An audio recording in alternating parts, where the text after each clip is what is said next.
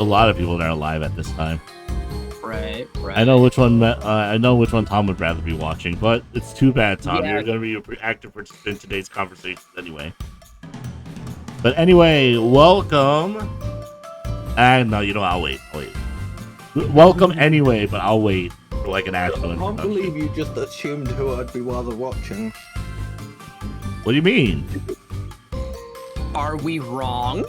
Yes, actually. Oh. What? You wouldn't rather be watching Who do you Michi? think it is? Oh, no, actually, fuck you. I'm chat. Not Michi's today. Oh, you're in Zen's chat? Yeah. Okay. No, I was gonna call you out because I see Michi's live right now. I was like, No, they're both live. No, I know Yeah. they're both live, but I'm like, Well, it's Goose Duck. It's neat. Kuro, Apricot, Zen, Michi, Mousy, all playing together. Yeah, Giga's there as well. And the Moose. Why is Giga not showing us, Giga's not live. Giga Okay. streams Monday, Wednesday, Thursday. Uh-oh. What? Uh-oh. I've learned the schedule. Uh-oh. what do you mean? Why is that an uh-oh? This doesn't make sense for people you like watching. And it turns out that me and Giga only stream on the same day twice a week. Yeah, and then Michi keeps going on about horse semen. That sounds about right for her. Yeah, she keeps I talking love about it horse semen. when Michi's yapping. It's so interesting. Oh my god. It hurt to watch. Suited Michi is just hilarious. Even regular Michi's hilarious. What do you mean? Yeah. Like, Okay, true. Yapping Michi is the best Michi, and she yaps all the I time. will admit, Yeah. I remember being sat outside of my local job centre the other week waiting for someone to turn up. Mm. And I just sat there for like a good 40 minutes watching her just lose her brain watching Jamie Oliver attempt to cook. Oh my god, I could not watch more of that. I was so offended. Anyone Jamie who Oliver is is an Asian descent offense and you show them to Jamie the Oliver, world. they will kill you. Wait, give me 1 second, because I don't even remember what. Have you never seen Jamie Oliver do Asian cooking? Or attempt it? So fucking bad. Oh my god. Okay, no, I just don't know or don't care who this guy is. You need to watch some of the Uncle Roger stuff. Holy fuck. Okay, Uncle Roger is hilarious. No, Jamie Oliver, I don't The give a Jamie Oliver stuff in particular is fucking hilarious. Okay, that's fair. Just because you only see pain. To a British man, it's hilarious. To an Asian like myself, it's just pain, Pecco. It is Oh my pain. god. It I'm is looking- pain. But it's just funny for me because we know we've already disemboweled Jamie Oliver. We did years ago. I mean, we don't want him. Seriously, I'm We looking don't at want him. the main page for Google, and just, you know, I bring up his name, I Google him. The first thing on here I see, you know, we've got the pictures, you've got, you know, official website for recipes, blah, blah, blah, blah, blah, age 49 years. Children, Poppy Honey Rosie, Daisy Boo Pamela, and I'm like, could you get any more banjo dance? Holy shit. He's not ours, man. He's not ours. Wait, is he not He's British. He's British. He's British. He's British. I'm sorry. Y'all need a new fresh shipment of banjos over there for this man. You guys have banjos out there, like the musical instruments? You know what Jamie Oliver is? He's like classically trained chef that only does TikTok cooking. It's fucking vile. Isn't he Northern as well? I don't know. Is he Northern British? All I know is I've seen too many Jamie Oliver videos. But he's from Essex. Granted, through the eyes of Uncle Roger, and I'm just like, Oh my god. I live like an hour away from him. why isn't he shanked yet? Because look at his house. Probably because It's like a probably because he travels the world and stuff, so he's not actually home. But that's beside. So he spreads his horrors across the world, and nobody shanked him anywhere. If you're rich enough, you could afford the security, I guess. I guess. Jeez. So obviously, first 5 minutes in, we were talking about like people that deserve to be shanked, but shouldn't be doing that. Welcome to the Canteen Podcast, Episode 2, the least researched podcast on the internet. I'm your host, KRanime, Anime Fan RK2K, here with Meth and Tom once again. Yep. I am once again one of the people who, when I show up on Kick Chats, everybody just screams about drugs for a few seconds. It's normal for Kick. And Tom, how's your day going so far? Everybody just yells meth at the top of their lungs, and anybody who doesn't know who I am just says, hey, I'm just gonna say it, man. Until every single one of the top Kick streamers get canceled and are off the platform, we're gonna still make fun of the platform, okay? Yeah. And not because we want all of them to be canceled, it's because they all deserve to be canceled. That are up there. There's a fair few. There's a fair few on Kick. Like Twitch can be bad some days. YouTube though, obviously as well. But Kick takes the cake. Yeah. They're kicking babies literally sometimes. I don't know what's happening there. We had the drowning debacle a couple of weeks ago. "What the fuck?" Yeah. Lady was quite clearly not all good. One of them was, one of the streamers was taking part of the Aiden Ross competition and got her to jump in a lake. Dude, I don't even know who Aiden Ross is still. You know that? All I know is he's apparently some sort of misogynist, right? He sniffed Andrew Tate's chair. That's all you really need to know. That Okay, I'm not sure what Andrew Tate is too. Chair, he got up and then he Are they sniffed both it. misogynists? Yes. Okay. One of them's a to the point where he's been arrested on trafficking charges. Yeah, there's also like, I think he's going to kill. Didn't they both get arrested for trying to flee their country or something? Aiden Ross has not been arrested yet. He's just a fucking idiot. Because like my friend Darkseid was saying how one got the other arrested because he literally just said on stream that they were trying to flee the country. Oh yeah, Aiden Ross got Andrew Tate arrested because seriously. Yeah, he said he was trying to leave the country, and then later that day he was arrested. That's funny as fuck. It was so fucking funny, but you could tell it was just like, oop. It was so good. The best part about that is Aiden Ross is probably not going to exist for much longer after that. Well, either way. Rip, my dude. Yeah, obviously we were talking about V Shoujo and Jamie Oliver and the fact that Jamie Oliver's a horrible chef. Yeah. No, I think we need Anime to do a reaction video to. Please no. Cooking. Please fucking no. You know how it's hard for me to sit through it even with Uncle Roger's commentary. That's how bad those videos It are. was really bad, but Bro, I'm glad I at least had you to help teach me how to cook even remotely Asian, okay? No, but here's the thing, Meth. You wouldn't get the fucking ingredients wrong. yeah. You would look up a recipe, be like, okay, these are the correct ingredients. And you would get the correct ingredients. Yes. This motherfucker uses chili jam. Chili jam in a dish. Oh my god! You don't put jam in fucking fried rice. Everyone remembers the chili jam. To be fair, it was fucking horrendous. Oh my god. That's like the first Uncle Roger video I feel like I saw. Oh my god! What? Oh no! Oh no! Oh no! No, go on, Matt. Take a look at it on your own time. It is painful.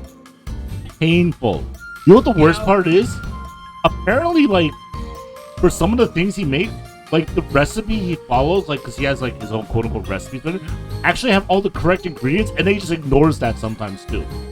Wait, you release a cookbook with the correct ingredients and the correct way of cooking it, and you just fucking ignore that shit, and then just go, I'm gonna put like something that's not this culture's food into this. Although I will agree that I always found it strange. This is like, I agree with Michi, because when I was watching her reaction to Uncle Roger's reaction to it, when they call things like Asian greens, it's just like a Napa cabbage or bok choy. Right. Like Asian cabbage instead of Napa cabbage. I'm like, what? I always thought that was strange, even when I was growing up. I've gotten used to it because I'm born and raised in America. But then, like, when she mentioned it, I was like, yeah, I always thought that was weird. It's just a Napa cabbage. Or it's just dude, Napa. It's like, people don't know how to say, like, the actual names of things, so they're like, I'm gonna make my own fucked up name for it. They call bok choy Asian greens. You know how confusing Asian greens is? Yes. I've been into a supermarket where they named 5 different, like, just normal ingredients, in my opinion, Asian greens. I'm like, they're 5 different things. Yep. Dude, I went to a supermarket once and they named cilantro Asian greens. It's like, what the fuck's wrong with you? The tag on it says cilantro and the sign says Asian greens. It's not even an Asian green cilantro. I'm like, what? That's a local supermarket that, and it was a, it wasn't even like a Caucasian or a white supermarket, so it was even more confusing. So I'm like to be fair, like, you know, excuse our English when we misspell like lobster or something like that when you go to the Asian supermarket, but we're not gonna put Asian greens 5 times on 5 different vegetables and just like call it a day, you know? Right. And we're certainly not going to label cilantro as an Asian green. We're just going to call it cilantro. Everyone knows cilantro is. Yep. It's the one. It's the green where genetically you can have like the DNA that makes it taste like soap to you, and it will never taste good to you. Yep. Which I don't have. And it sucks. Oh, be glad. I mean, why does it suck? Just live without cilantro. Well, yeah, you just, you know, have food without cilantro. Like, I mean, there's nothing that sucks about it. I mean, like you literally can't have, if you have that genetics, you just don't have cilantro because it literally tastes like soap to you. Unless you really like the taste of bland soap, I guess. Because I guess that's what it's gonna taste like to you. Well, that's the thing. Like, you might get something that has cilantro in it and not realize it has cilantro in it. You take one taste of the thing, the whole fucking thing's ruined. Oh, okay. Whoa. What? Just know the cultures that use cilantro in their food, and just be like, hey, does it have cilantro in it? If they say yes, like, may have it removed. I can't eat cilantro. Yeah. That's why, like, and that's the thing, like, when you order food and stuff, like, both at restaurants or, like, even online these days, they ask you for, like, do you have any allergies? That's what it's there for. Like, for example, if Tom doesn't say he's allergic to eggs, he will die. and he's a dish that has eggs in it, that's bad. Yummy egg yolk.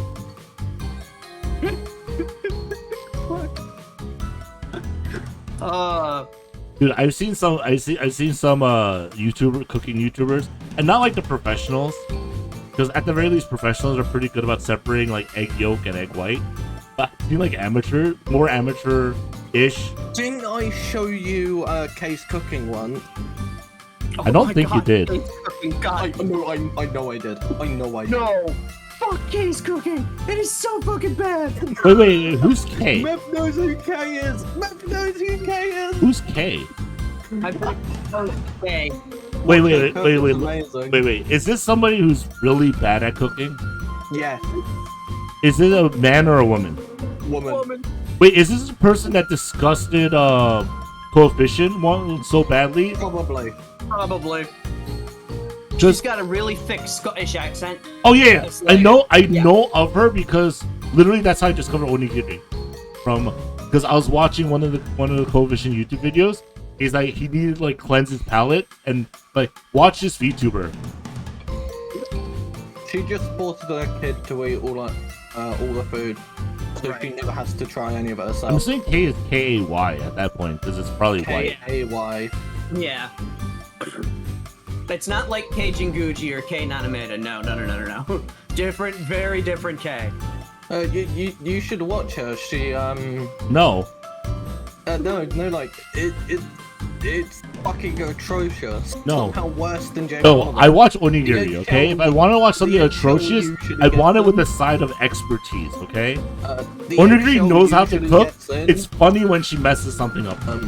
That's fair. Like that's burning fair. rice. She's an Asian that's burned rice twice, which is very funny to me.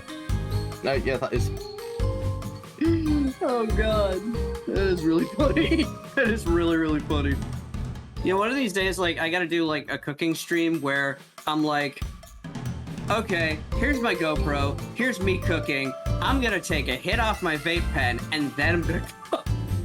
I'm gonna tell you this right now, Matt. If you burn your rice, I will show up to your house and punch you in the face. I'm gonna intentionally burn rice. Also have no excuse for burning rice ever in your life, okay? I'm bought a gonna rice cooker, start right? cooking rice. Leave. You have a for rice 2.5 cooker, right? hours, come back to it being. Yeah, I just said that. You know, Yeah. I bought a rice cooker, right? No, people burn rice in a rice cooker. That's what confuses me. It does it automatically. Unless you get a really crappy, cheap, doesn't work, if its life depends on a rice cooker, they throwing over a stove on top of cooking the rice in the rice cooker, you're not gonna burn the rice. Right? It's just, oh my god. Like, I even know to wash the rice ahead of time. Like, what the hell? Anyway. My boss's wife was saying that, like, my boss, when he cooks, sometimes he burns the rice, and then instead of like taking out the good rice, that's gonna be a little smoky, and like this is not like the like purposely charred rice, because there are dishes that purposely char the rice. Yes. You know, there are. Okay, so that's not burning the rice, but no, this is like it's burnt. And instead of salvaging the good rice and just dealing with like some smoky rice, he'll sometimes just mix the rice together. That's burnt, and now the entire pot of rice he made is fucked. Oh my god. And when she told me that, I was like, oh my god. I was like, maybe it's an Asian thing. I have not burned rice since I first made it when I was 4 years old. Not once. Pain. Not once in my life have I burnt rice. Note to self: intentionally burn rice. I will show up to your house and punch you in the face. Dude, you will know when you piss us off enough if suddenly in your mail, not mail, but you get shipped a case of eggs, okay? Why? No. I don't want Tom to die. I want Tom to remember to not burn the rice again. I won't die from the egg yolk. But enough of it will kill you. Enough of it, yeah. Same with kiwis. Yeah. With enough of anything, it will I kill you. actually like kiwis. Strawberry kiwi smoothies case, gotcha. I mean, that's not that. It dilutes a little bit. It might not be as bad. Fair. I can only have kiwis like 3 months out of the year, even though I'm not that allergic to like any things anymore. Like for some reason, I'm slightly allergic to kiwis. So like especially during allergy, like the fall and spring allergy seasons, and then for good chunks of the winter, I can't eat a kiwi. I can only have kiwis like 3 months of the year. Without it bothering me for some reason. I don't know. If you want to cause actual pain, punch someone. Burn rice. No. See what happens. If you want to like cause me or anime actual pain, just ship us a crate of live moth. Oh my god! Please don't. Please fucking don't. I wouldn't go that far. would be actual torture. I wouldn't go that far. Come on. Sure. I wouldn't go that Dude, far. Man, like a few weeks ago, I thought I had a cockroach problem again. Because like cockroaches got in during like because we had a little bit of construction at my place like during the winter, and we found cockroaches, right? And my parents, God bless them, thankfully, I'm fucking deathly afraid of these things. My parents, a lot less afraid of them when their son is like, please, you need to solve this problem for me right now. So I found where they originated from. They killed them all. We cleaned it up, right? And so we're getting these like weird flying bugs. So I knew they were in cockroaches because in America cockroaches don't fly. Thank fucking God. But there's this weird flying bug that fucking freaked me out, right? And then we didn't know why. I didn't know where they were coming from. And like a few weeks ago, my mother came over and she's like doing the full house cleaning, like around like where I spotted the bugs because they're like in the kitchen. Right. And we found that like my kitchen window, there was like a small gap in it that they were getting through. Oh. So she cleaned it. We cleaned it out. We plugged plugged the hole as best as we could, and luckily, no weird flying bugs since. Good. I don't like the ones that fly. The moment they fly, I don't like them. Before they fly, I'm good with insects. The moment they fly, they can fuck off. I am not good with insects. Most of them. I have a small list of insects I'm okay with. If it's like, let's say there's an ant's nest, like, let's say I'm walking into town and I just see an ant's nest, I'm just like, okay. If it's outside my house, I'm gonna get the kettle and fucking nuke the fucker. Yeah, ants don't bother me. Ants are annoying to me, but like, one of the things that, like... The moment the ants fly, though... Oh god. Yeah, flying ants are bad. Flying can fuck off. Normal ants, though, right? Normal ants do indicate that you have a problem with, like, spoiled shit, though. In which, like, there's... That's if it's in your house. Or they're just checking your house to see if they can find anything. Right. Yeah, like... Let's say there's sugar.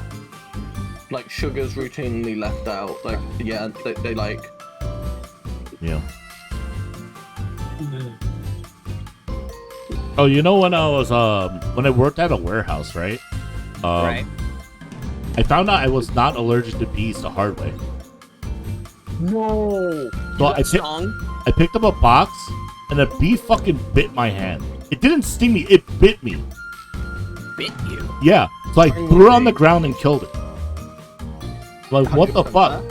And I had a little bit of bee venom, like in the palm of my hand, and my hand swelled up a little bit, and then it just went away. I was like, wow, that's fucking annoying. That bees don't. Bees. What? Bees don't bite. It bit me. Bite. It actually bit me. It wasn't a wasp. It was a bee. Oh. Yeah, it bit me. I was so confused. I was like, I didn't know bees bite people.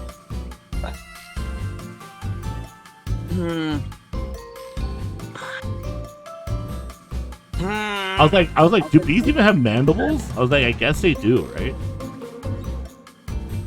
I think they usually have like this like thing. It's like a tongue that comes out of their mouths. Bite you. They can bite. It was not very common occurrence. Yeah, that's fine. Weird though. What the fuck? I literally picked up a box. I must have like been on top of the bee, and that's why it bit me. Because it was just chilling under this box I picked up. Right. Well, I guess that does kind of fit, you know. The funny part was I was telling like, cause like I was like kind of like I was kind of in charge of like the warehouse. I was like you can't leave empty boxes like in the middle of the walkways and stuff. And that's what I was just picking one. I got bit by it. Right. It just proved my point, but I was very annoyed that a bee bit me. I'll bet. Jeez. I was like, what the fuck? I didn't know bees can bite people. Right. threw it on the ground, killed it, and luckily I'm not allergic to bees apparently, so we're good. Well, that's good. Not a great way to find out, but that's good. Imagine if I went with a fucking shock and like I'm just like downing some Benadryl like right away. Save my life.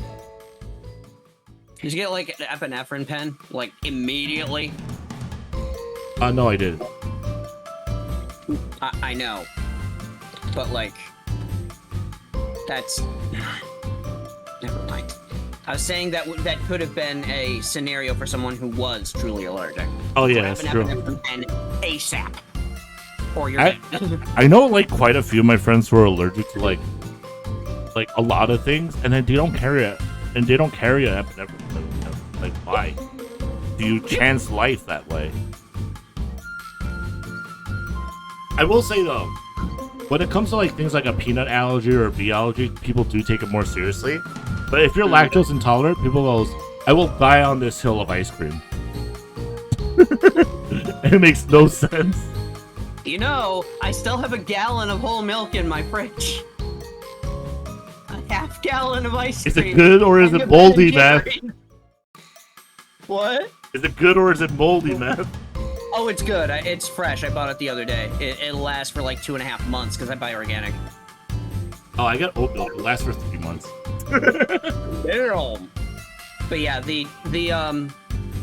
I tried oat milk when I was younger. My mother is lactose intolerant. She switched over to like oat milk. I tried it. I'm like, oh, which brand? Which brand?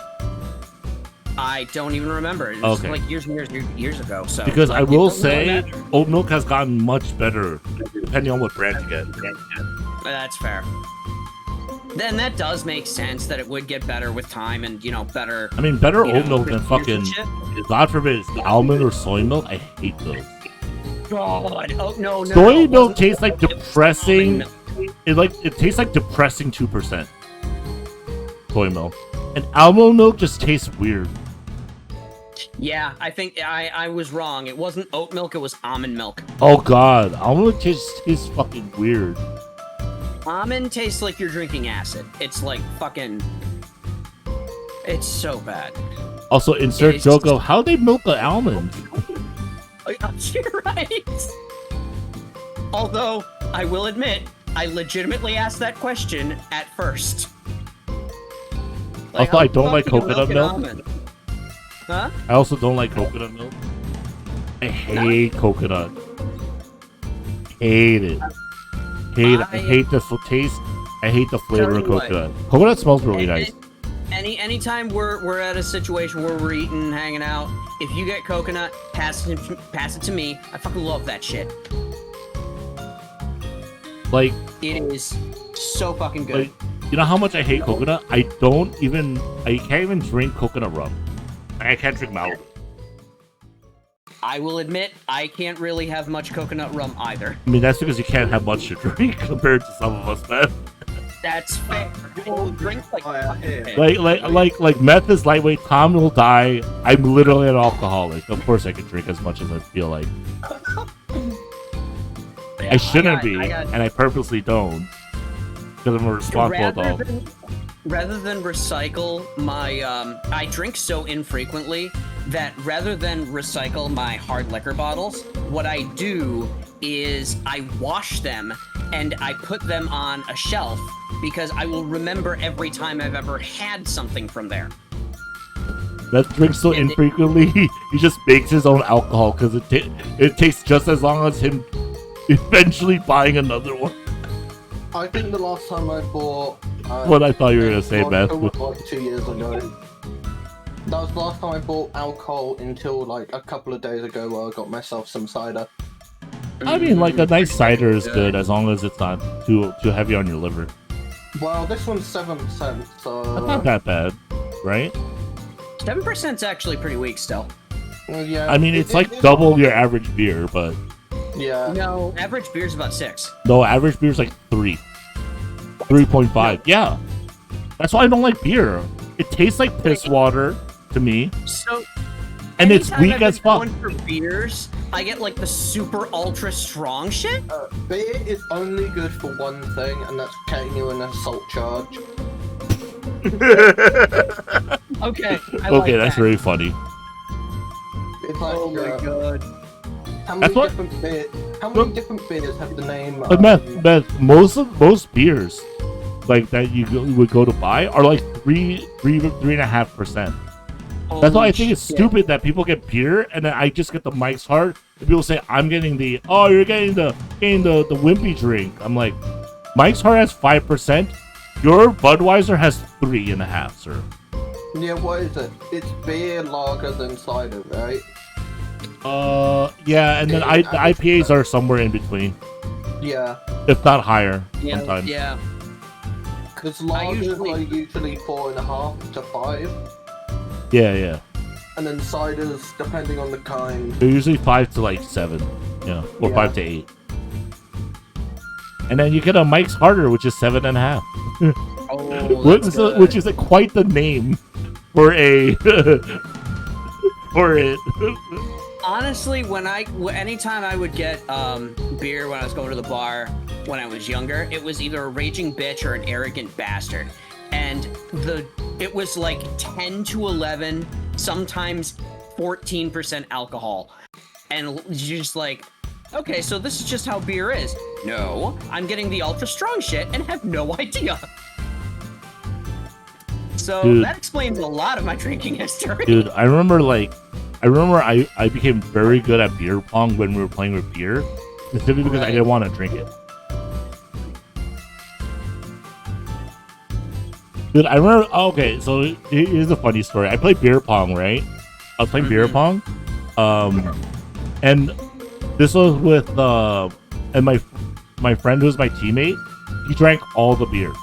He drank all the alcohol because I refused to drink it. Oh my god. Okay. And so on the flip side, we won because I sank like every shot I took. I want to make sure that I wouldn't be the reason he drank too much. Right. Because, God bless. On the flip side, though, we have this alternative game that me and my friends used to play at my friend's summer house in Vermont called Vodka Pong. Oh! And no, we did not pour vodka into the cups. We had the vodka and the shot glasses on the side. We filled the cups with water. No, that's usually the way that you do it anyway. Because that way you don't end up with dirty beer you gotta drink. Oh, no. Like, I played where they just poured, like, cups of beer in Oh, that's fucking dumb. as well. But yeah, no, vodka pong's fine. Like, I'll drink to that. Yeah, it's And vodka pong's a game where the more I drink, the better I get. Oh my god.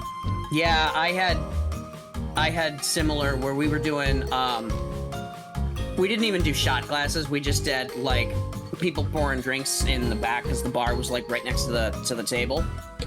So we would mix drinks and we would come up with this. This is where I found out. You remember that stuff I dubbed Netbull? Sure. Well, because I wasn't old enough to drink at the time, I used to bring ingredients to mix that, and we'd use that to make mixers. That's where we found out, never mix that shit with alcohol. Holy fuck, you don't taste the booze, and it's like your heart will explode. So Yeah. I mean, it's that's like a big problem when Red Bull and Jaeger was very popular. Yep. But like, so the stuff wouldn't leave your system. You'd be drunk for like hours and hours and hours and hours because it would start absorbing while it was still in your mouth, which fucking sucks. Which is great, but also fucking sucks because it might kill you. So like, but we would be mixing these drinks, and we would have the cups full of water. And anytime somebody sank it, now this is like, how many years ago? How old am I? I don't This is know. like 20 years ago. I don't know how old you are. This is like 20 years ago. And we're filling up these cups full of water and mixing our drinks and just going to town and having a good time. And then hours later, everybody is blacked out on a sofa or 3. Those were good Dude, times. I remember those.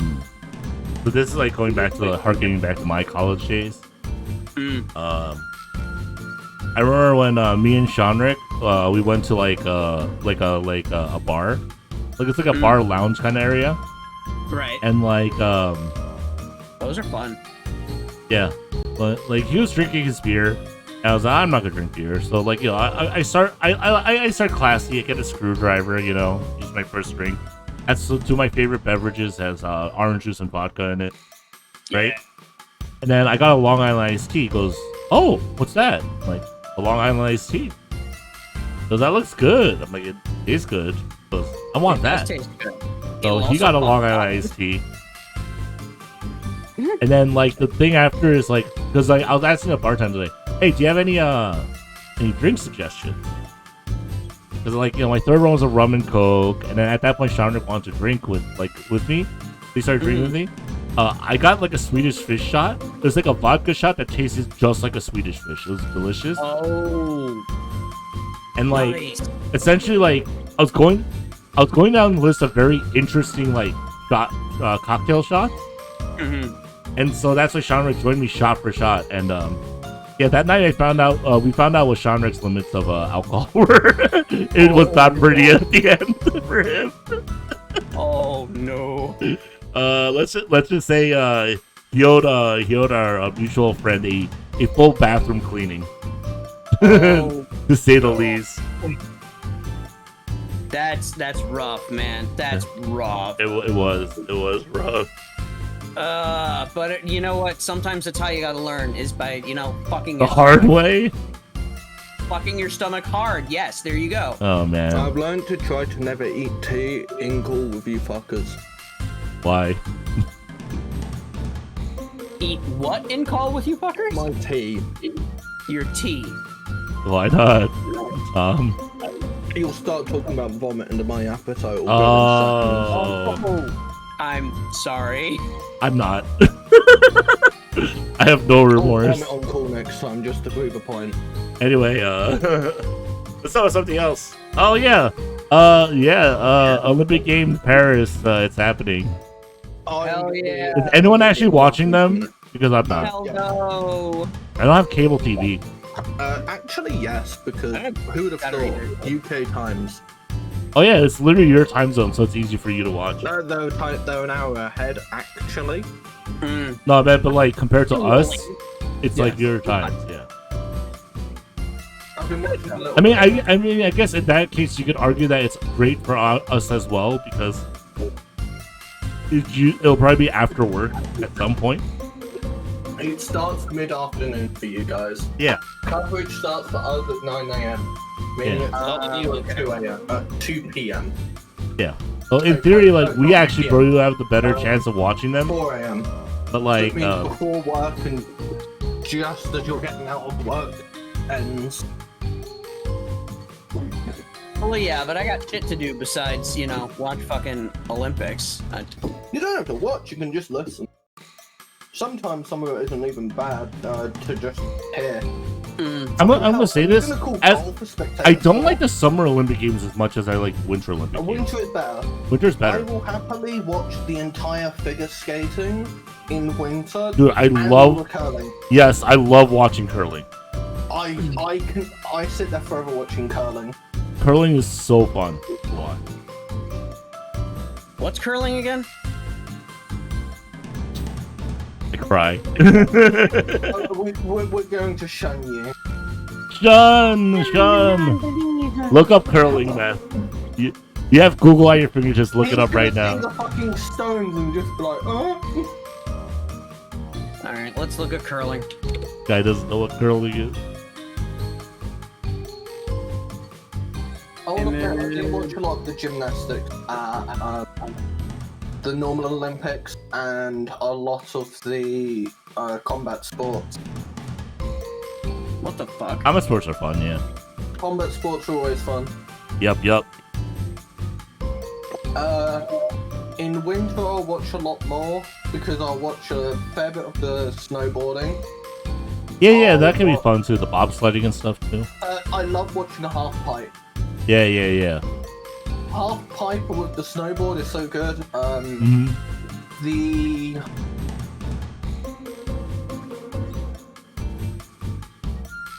Mix of shuffleboard and bowling on ice. Strategy of chess thrown in for good measure? What the fuck? Yeah, curling's all-encompassing, Meth. No, I have not. It's actually fun. I have not watched curling. Perhaps I will. It's fun. Yeah, you should go watch a few rounds of curling and see how amazing it is. It's great. Maybe I'll do that sometime. Hell yeah. Oh my goodness, though. There you go. We've come off of food and drinking, and now we're on to Olympic sport. Yep. For Yeah, Tom's I used stomach to- and tea. Right. Sorry about So Tom, what have you been watching in the Olympics since you're the only one that's actively watching them amongst us three? I watched a bit of the hockey the other day. Oh, how was it? Actually good, because I do actually like hockey as a sport. Cool. I think they were doing cycling earlier today, but I missed it. I know there's stuff going on right now, which I can literally just pull up. Oh yeah, during the opening ceremony, I heard it was like pouring rain. I watched that. Holy fuck, was it painful? Oh, was it bad? It was painful. Uh-oh. It's the rugby right now. I forgot. Ooh. So I was watching a little bit of it earlier. I saw some of the men's rugby was going on earlier, and now it's the women's rugby. Nice. But yeah. Oh, the rowing as well this morning. They were doing the ravine. Oh, okay. They were doing the ravine alpine rowing. I was sat there watching that as well. How the fuck did I forget? That was fun. That's always fun. I heard that during the opening ceremony, some of the boat sizes were different because like some countries have like two or three It's representatives. almost like America have like a couple hundred people going. Yeah. Also, they are not swimming in the French River that goes through Paris. Oh, thank God. Yeah, because whoever didn't hear about the controversy there, they did actually. So they didn't go into the river, but I think they did actually coordinate their ship going into the river, though. I think that still happened. Oh, so like sewage was pumping into the river at the same time as they were. No. So a lot of sewage ends up coming out through the river. They were trying to do all the swimming events through the river. It was 3 times the amount as to what's actually being able to use for swimming events. They were saying it was clean, and so the French public had probably the best idea I've ever heard. They were going to. They had put out a timesheet for people where they live, and they were like, if you use the bathroom at this time, your excrement will come through the river when they're going into it. Oh my God. I'm not too sure if that counts as like chemical warfare. That sounds like terrorism, yeah. Yeah, no, they were just shitting on their own prime minister at the time. I mean, it was Magnon and then that's definitely terrorism. Yeah, then. I mean, deserved. But still. No, but it was so funny. It was so funny that they actually had a fucking spreadsheet. They literally shat on their prime minister. I think that's very funny. That is really funny, actually. I like that. Deserved. Yes. You know what? I normally don't want to give credit to the French and to the Parisian people, but I'll give them this one. That's very funny. Ew, there's tennis on right now. Ew. Oh, it's not like tennis. It's not like good tennis, right? Like it's Olympic tennis. No, it's on a clay court. It's men's doubles. Clay court tennis. Ew. It's clay court men's doubles. Because it's French. It will be a clay court. I prefer grass court, but clay isn't the worst. I just don't like tennis. Okay, this. Alright. I'm a bit with tennis. Yeah, apologies you don't have Code with us today. He has work. Yeah. Yeah. What other notes? Oh yeah, I'm gonna not be here next week, guys. Personally, I'm gonna be at Otakon. I know it's pronounced Otakon, but I say Otakon. 1, 2. If anyone's watching this and they're at Otakon, and they happen to see me, feel free to say hello. If you don't know what I look like, well, that's too bad for you. Right. But realistically, I'll probably be like running around here and there, like checking out the sites, probably checking out the Artist Alley and stuff. I spend too much money on Artist Alley every time I go to a convention. I spend an okay amount, but like I think like this will be my first like about 70% of the money. This is gonna be my first anime convention in a while. Because normally I go to a lot of tabletop or gaming conventions because like that's like what I do mostly, other than watch anime. But like this will be the first time I actually had an anime convention in a very long time. I need to get better with tabletop. Hope I see people in cardboard boxes too. No, brother. Here's the thing: I won't see them. They'll get away with it. If I see someone call them out of a cardboard box, it might be an exclamation point over my head, though. Yeah, so like this is gonna be my first actual anime convention in years now for me personally. I'm kind of like there's like so much like I have to worry about and stuff though for it. Like first I have to get to Washington D.C. right? Right. That's gonna be kind of annoying because I'm gonna be driving there. Yeah, you're gonna enjoy the jet lag. Jet lag? What jet lag? Yeah, at the same time. I'm driving. I drive. And even if you did fly, it wouldn't be jet lag anyway. Yeah, it'd be a 2-hour flight at most. Nah, dude. We're actually pretty close to DC. Oh, fair. Oh yeah, no, it would be 3 hours actually from check-in to check-out. Assuming I didn't lose my luggage in between if I took a flight. But then, like, if I drove, it'll take me like 5 to 6 hours. Yeah, I think I've flown like once in my life, and that was to go to Spain. I've flown many a times in my life, but that's because, kind of hard to drive to, like, I don't know, Korea. Yeah. I mean, first of all, that would require me to drive to North Korea, which I would not be allowed to do anyway. Right. No,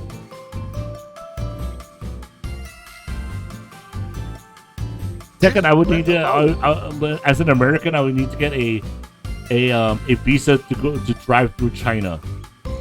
Third, I would have to find a way to drive from Alaska to Russia. Just rent a boat. Oh yeah, because I'm gonna take a boat across the Pacific Ocean to Korea. All right, guys, I'm gonna go to Korea. You won't see me for like 7 months. Why? I have to take a 5.5 month boat trip back and forth from California to Korea. Oh yeah, you just drive through you could also go through the Atlantic and then just drive through Europe. Rather than drive through America and go through the Pacific. I mean, I would still need to get special visas and stuff for like China. You'd probably need to get one for like Turkey as well. Probably actually, yeah, you're right. You'd need to get one for a fair bit of the Middle East. Dude, you know what I have to do? I just have to move to the UK and get a British passport. Yeah, they're fucking goated. My British passport is so fucking clutch. British passport gets you like through every one of the countries that would be problems. It gets you everywhere. Yeah. It is such a strong passport. Yeah, I think it's the most robust one, right? I thought it was Germany. No. Germany's third. The US is still second. Ew.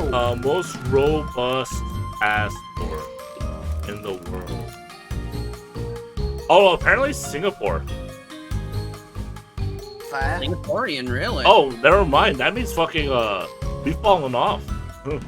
Yeah, no, the States hasn't ever really been strong because you decide, The States have always been pretty high.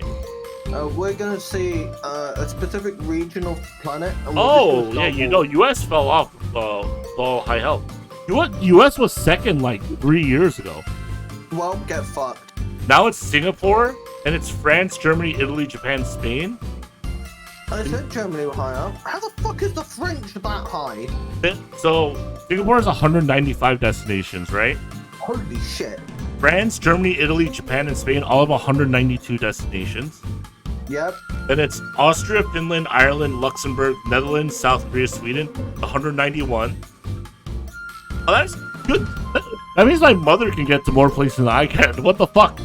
Without. Now, I know England dropped off when it fell out, when it left the EU. Oh, well, not by much, because it's Belgium, Denmark, New Zealand, Norway, Switzerland, United Kingdom at 190. Yeah. You're five. There's four countries, and can people stop lopping all the countries together and just calling it the fucking region? We have Australia, Portugal with country. 189. Greece, Poland with 188. Canada, Canada, Czechia, Hungary, and Malta for 187. United States 186. We have Estonia, Lithuania, United Arab Emirates at 185. And 10th is Iceland, Latvia, and Slovakia at 186. That's definitely lower than Wait, no, that. that's wrong. That shouldn't be 186. That should be 184. Or else they'd be tied with the U.S.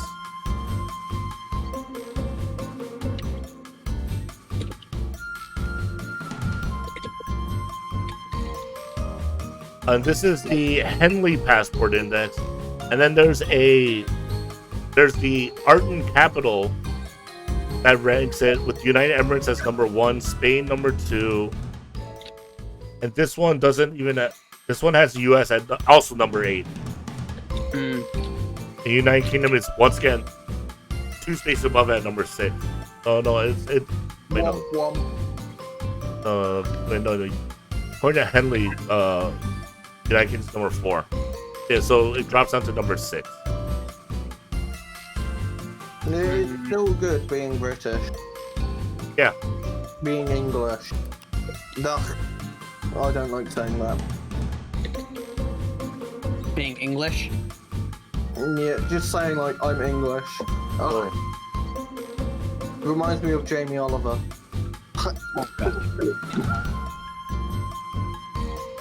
That's on you, man. Fucking hell. Oh. I just remember all the stuff with fucking school canteens years ago. Dear God. To be fair, at least you didn't put horse meat in our food, so thank fuck for that. Hey, horse meat prepared correctly is really good. Instead, it was one of our general retailers who was advertising it as beef. Well, but I was gonna say, like, I think Tom's talking about things like, you know, like America or the UK, where we just throw horse meat in with like other shit and call it beef franks and stuff.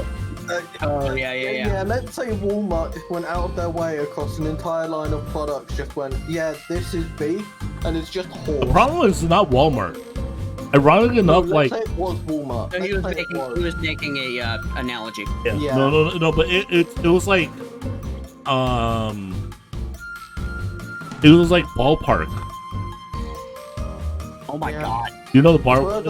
Yeah, this is a big thing in the 90s. Where it's like they're mixing in like lower quality horse meat and stuff to save money in their regular franks.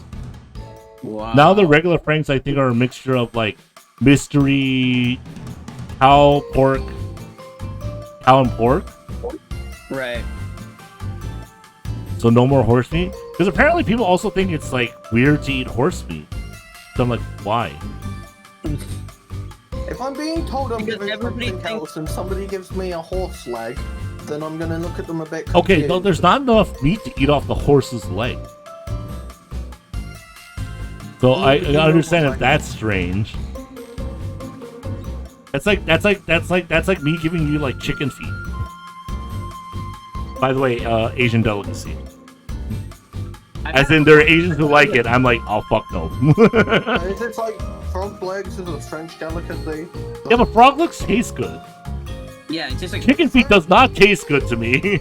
No, but it's French. That's the problem with it. Yeah, but frog leg tastes like chicken. It's actually pretty tasty when done correctly. I like it. I hate that most like meat conversations just go to it tastes. It tastes like a familiar. Okay, well, to be fair, chicken is very distinctive.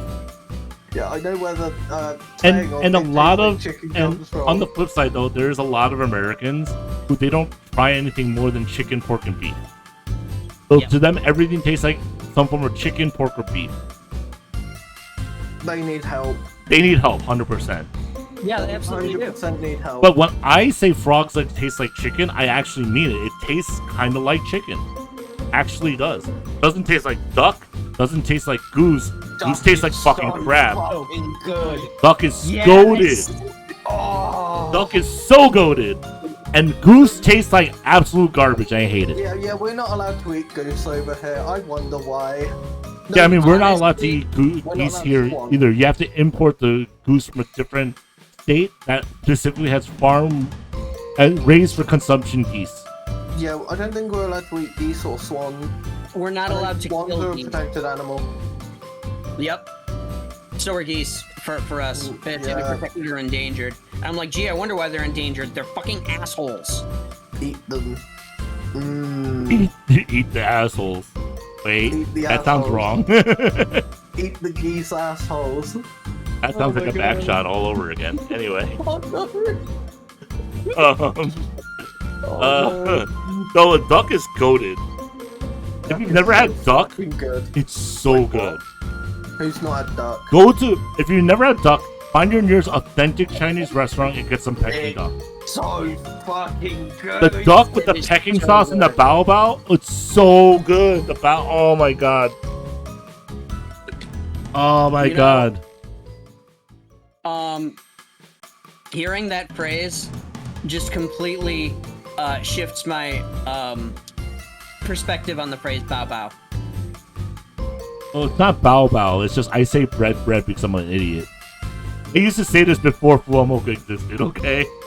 That's fair. That's fair. I would say bao bao. I was like, give me my duck Peking sauce, my bao bao. Because I'm not Chinese. I just want more bread. And I want more duck. It's good shit. It's good shit. Duck is good. Delicious. I love roast duck. So good. Have you ever had a turducken before? No, but I've heard that it is. It's a actually monstrosity. It is what? It's a monstrosity, and and anyone that's had a turducken deserves to be shot, myself included.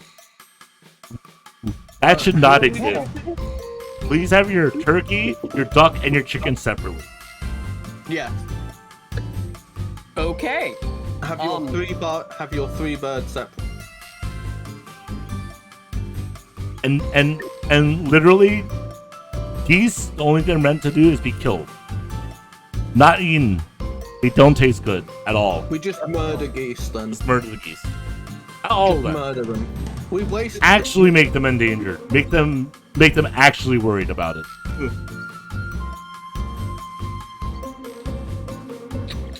Venison meat's pretty dang good in general.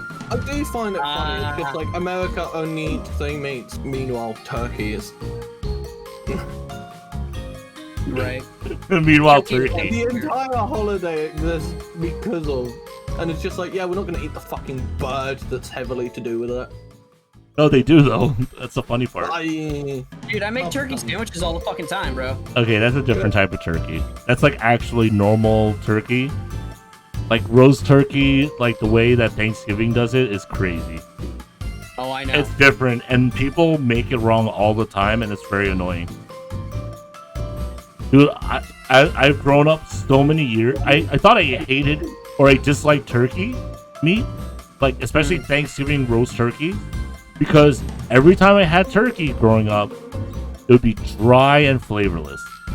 Dry and flavorless every fucking year. And if you've only had dry turkey, you've never had turkey. And then one year, right, we had 2 turkeys where my uncle made his normal dry and flavorless turkey, but then my cousin, he's like, oh, I also have turkey, and we had more people that year than like any other Thanksgiving, so we're like, yeah, we'll have 2 turkeys this year, I was like, oh god, 2 turkeys.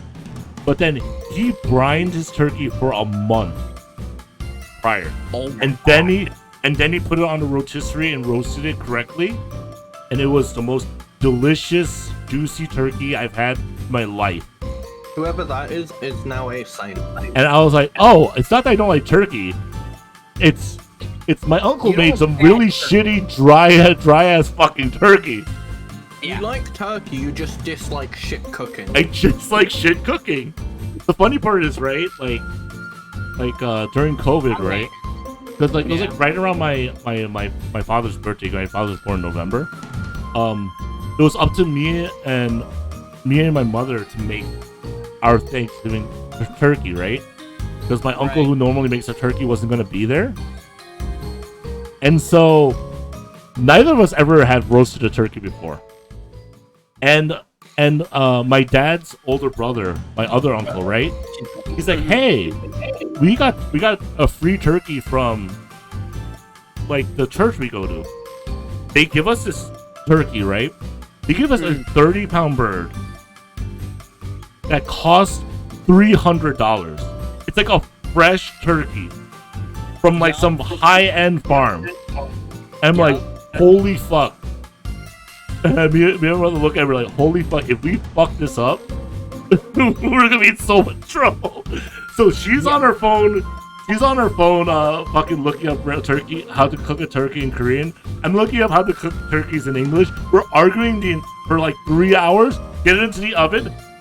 It comes out perfect turkey. Never had anything better. The best roast turkey I had in my life. I'm like, yes. We came to a consensus in the end. It was very funny. Like literally, me and my mother are the definition of having too many cooks in the kitchen. Yep. That's because some of the dishes, like a turkey, for example, requires multiple people to help. Sometimes, right? Especially if they don't know what they're doing. And so she has a recipe up. She's arguing with me. I have a recipe. I'm arguing with her. You know, because you don't want to fuck up the $300 bird. Right. But we combined ultimately we did combine like our research together, and it was very good. Everyone's like, wow, this turkey is amazing. I was like, oh yeah, it is amazing. Woo.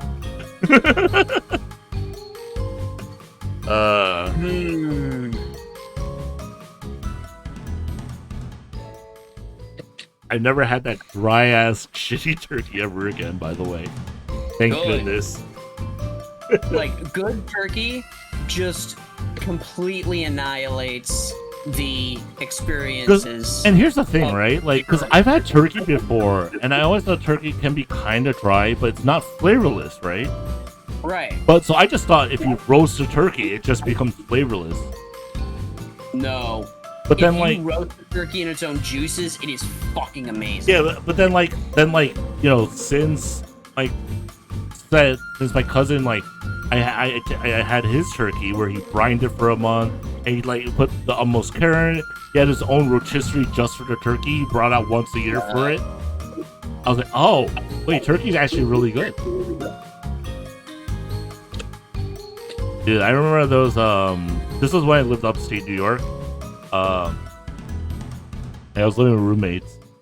And I didn't go, like, I didn't like visit my family for Thanksgiving that year. I stayed like upstate. Right. And so I got invited to my friend invited me to their home for Thanksgiving, right? Mm-hmm. And like that was really fun and all. But then they decided to give me leftovers. It was like, oh, thanks for coming, Anime. Here, have some leftover turkey. And the turkey was pretty good, so I was like, yeah, sure. They gave me 3 pounds of just breaded turkey. I was like, thank you. My entire home will be able to eat this, is what I thought to myself. I get back, one of my roommates from his family, Thanksgiving, brings back like 5 to 7 pounds of turkey. Right. Then my other roommate, who was working a shift for like a dinner party, brings back an entire platter of roasted turkey. Yep. And then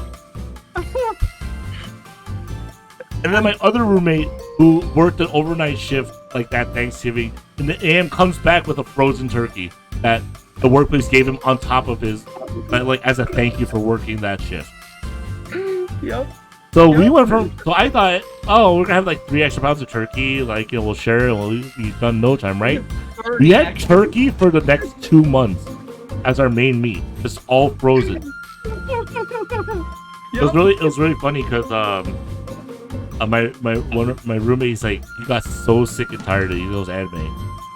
Can you please make a turkey dish that I've never had before in my life? I was like, I got you, fam. I literally made a turkey stir fry. He's like, oh my fucking god, you're a savior. I'm like, I got you, homie. Sounds about right. I was like, it's just fowl, and I know how to eat fowl. Yep. Because essentially, he had freaking turkey sandwiches and turkey with gravy, like for like 4 meals a week, for 4 to 8 of his meals a week, every week, to try to eat as much of that turkey as fast as possible. He was getting sick and tired, and he's like, please, someone save us. And we still ate it for like until like the new year. Those were the days. that was certainly a time.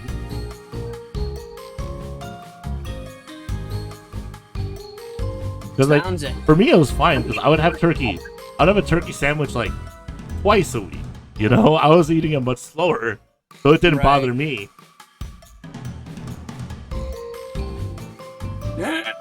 Excuse me.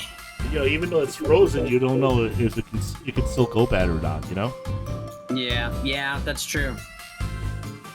Someone once asked me to like spread like the remainder of a turkey once, like one Thanksgiving, and they gave me a knife, so literally I just used a knife in my bare hands. Like, isn't it hot? I'm like, no. And they're like, how are you expertly like taking this turkey apart? I'm like, bones are bones, regardless of what flesh it comes from. And they're like, we shouldn't give him a knife. Is what the consensus that my friends came to. We I don't know why. give him a knife. I took apart the turkey expertly. I had a full skeleton almost at the end of it, like and all the meat was. I got, you know, I bagged it all. You know, I did everything. I was asked to. They're a little bit more scared of you for some reason. I can't imagine why. You know, there's just things. Like, let's put it this way. Would you trust a person that's not good with a knife to dismantle not dismantle, I guess to separate the meat from the bone of a cooked turkey? Or would you trust someone that is either an amateur at it, or would you trust someone that's a little too good with knives to do it? I'll trust the person who has the skill. I'm just saying. They have a skill, put them to work. Right? Right.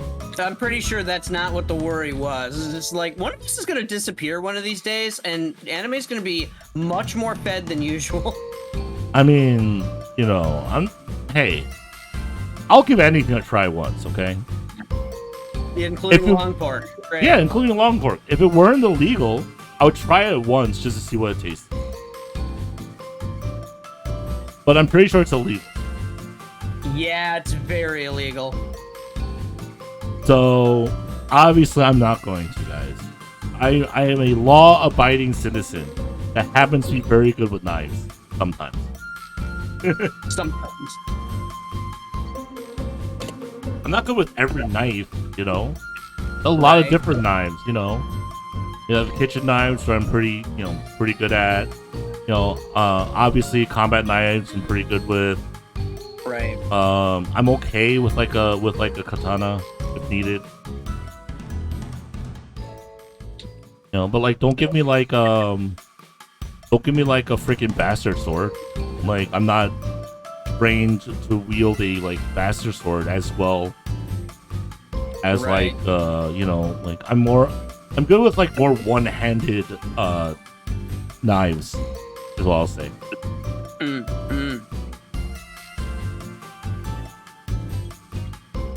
Oh, yeah, also, we just spent all this time talking about Thanksgiving, which Tom doesn't even celebrate.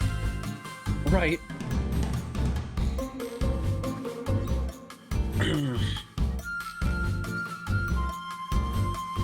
It's a Thanksgiving. Sorry, it's bad. Okay. Tom,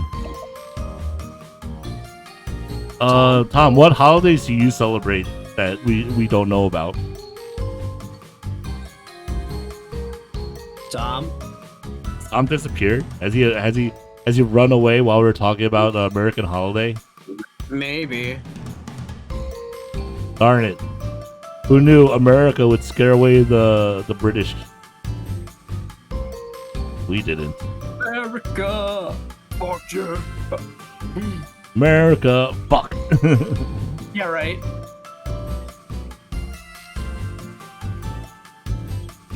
Alright, well, we play the waiting game for Tom? Nah, let's keep going. Oh yeah, because we didn't get to talk about this last time we streamed. I wanted to talk about the Nintendo Direct that happened in June.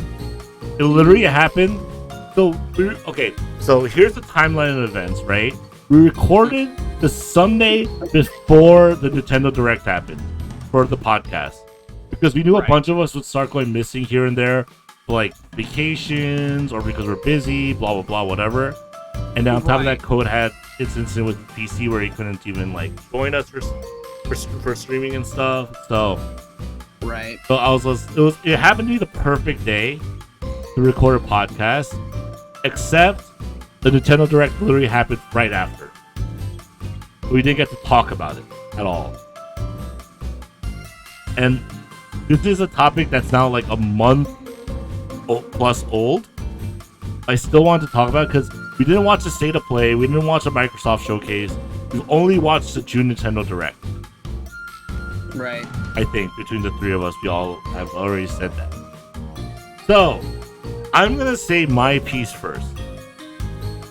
My piece is very simple. I thought it was pretty good. That Funko Pop game looks like fucking horrible. It does, yep. But overall, it was a pretty strong direct. Metroid Prime 4 having a release year, I think made every Metroid Prime fan very excited. Yes. The Echoes of Wisdom Legend of Zelda game actually looks very fun for me, personally. Because I think having a puzzly style Legend of Zelda game just makes sense for the franchise. And hopefully it doesn't feel as watered down as Princess Peach Showtime does. Instead that Princess Peach Showtime was way too short. Way too short. Like they could have done cooler things. Like it'd been cool if they went further with the idea. But they stayed very conservative and safe with them, and therefore the game feels very short. That's how you could beat it in like 8 hours. Right. But like, I want to see a Princess Peach Showtime 2 in the future, where they decide to combine the different costumes and abilities, or have like mid-chain, like have mid-stage changes where you go from using one to a different costume. Would also be really cool. Like they could have gone further with the idea. Apparently, someone is working on a mod for it to make a Princess Peach Showtime Kaizo. That's be very interesting if that project gets done and what it's going to look like. It'd be very niche. Probably like a dozen people maybe playing that, like that'll stream it. Right. I know Jacob Alfarad will be one of those people because he's also a big Princess Peach fan. Peaches, I have no problems with Peaches. And then Sarah name right. Princess Peach. Singular. Singular. But no, I hope Echoes of Wisdom is just really good. Yeah. Like it has potential to be a very solid game. I mean, it looks like it's gonna be fun regardless, but like there's potential for it to actually be a very solid game, and that would be very good. I find it interesting that they use the same art style as they used for the Link's Awakening. Yeah, Link's Awakening. Yeah. But, like, it's the world, at least from what I've been able to, discern looking at it. It is the world from the SNES game. Because like the map is built that way. Yeah, it looks like the Link to the Past, like Link Between Worlds, world style. Yep. Yeah, we'll see. And I would be really interested to see if they built it using the same engine as they did for Link's Awakening, because then that means the world isn't segmented. Everything has its own height, everything has its own, connectivity, regardless of where you enter and exit from. You're not limited to going, like screen transitions. You can build over a wall that spans several, what otherwise would have been screens. Kind of thing. Yeah. I will also say that Dragon Quest 3 HD 2D remake, I believe is the name of it. Yes. That looks like it's gonna be pretty good. Yes. And I will maybe finally give Dragon Quest 3 an honest attempt in English. Yes. As in, like, I can read the dialogue. Yeah. Now, Matt, I have a question to ask you now. I need to know the answer. Go ahead. Should I beat Dragon Quest 11S before I beat Dragon Quest 3? Or do you think playing Dragon Quest 3 first would make more sense? It doesn't matter. Well, I know it doesn't matter in the sense that they're all like their own separate worlds, but like there are arguments where people say Dragon Quest 11/11S is like Dragon Quest that's going back to the basics, back to what makes Dragon Quest good again. So I don't know if Dragon Quest 3 is like the culmination of Dragon Quest for the NES era, now in its best form. And therefore I should play that one like maybe even after 1 and 2. Get the full Erdrick story, whatever it is. The guy's named Erdrick, right? Yeah, Okay. Erdrick is a title, not a name. Yeah, okay, either way, the full Erdrick storyline. Right. Or if just playing Dragon Quest 3 because I guess like what it is like, do you think I would miss out on Dragon Quest like tropes from either playing 3 or 11S? You would miss out on... Okay, I gotta think. Because you would miss out on certain aspects of Dragon Quest tropes with 11S first. Like Puff Puff originally started in, I think it was not even the first one. I think it was like it started in 3. I don't even know what a Puff Puff is. Oh, that's why, because you never played Dragon Quest. Oh, you did. Much. It's just I played them on the NES. That's the thing, like, NES and that means I version, played only one of the 3 games in English. Right. Puff Puff, in its original rendition, they called it a powder puff massage. At least when it was only localized over here. And, sorry, I'm dying over here. It was, what was it? It was, you go into this one place in a desert town, and a woman asks you if she could interest you in a powder puff massage. And you're like, what the fuck are you talking? You know what? Sure, why not? And she only asks you if you're a dude. If you play as a female, she doesn't ask you at all. Wait, you can play as a female in Dragon Quest 3? Yes. It is the first Dragon Quest game in which you can do that. I didn't even know that. I didn't remember that. Yep. Erdrick is either the son or the daughter of the old hero under the name Ortega. And Ortega, before the beginning of the game, and in fact during like the opening like little sequence that predates the title, that precludes the title, you see a sequence in which he apparently falls to his death.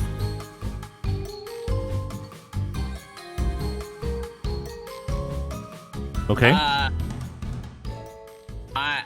Sorry, somebody is like offering to give me gold. And I'm like, What? I'm good. Sorry, I'm multitasking here. Yo, this is, yo, why can't everyone just focus in on the podcast, guys? Come on. I know. This is why Tom's gone and we don't know where he went.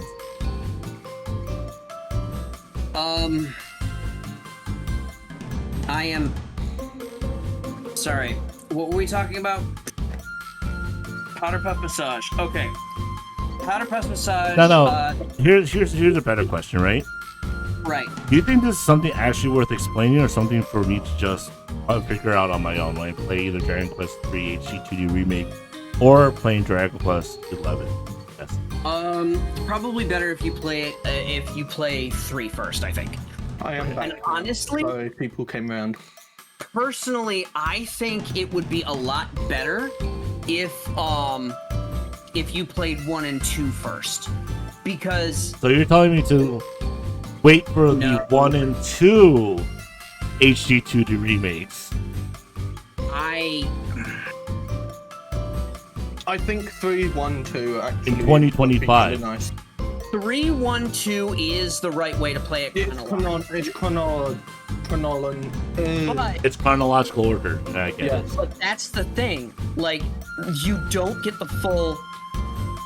No, but then you replay shit at the end of 3 when you find out that you are the legendary hero.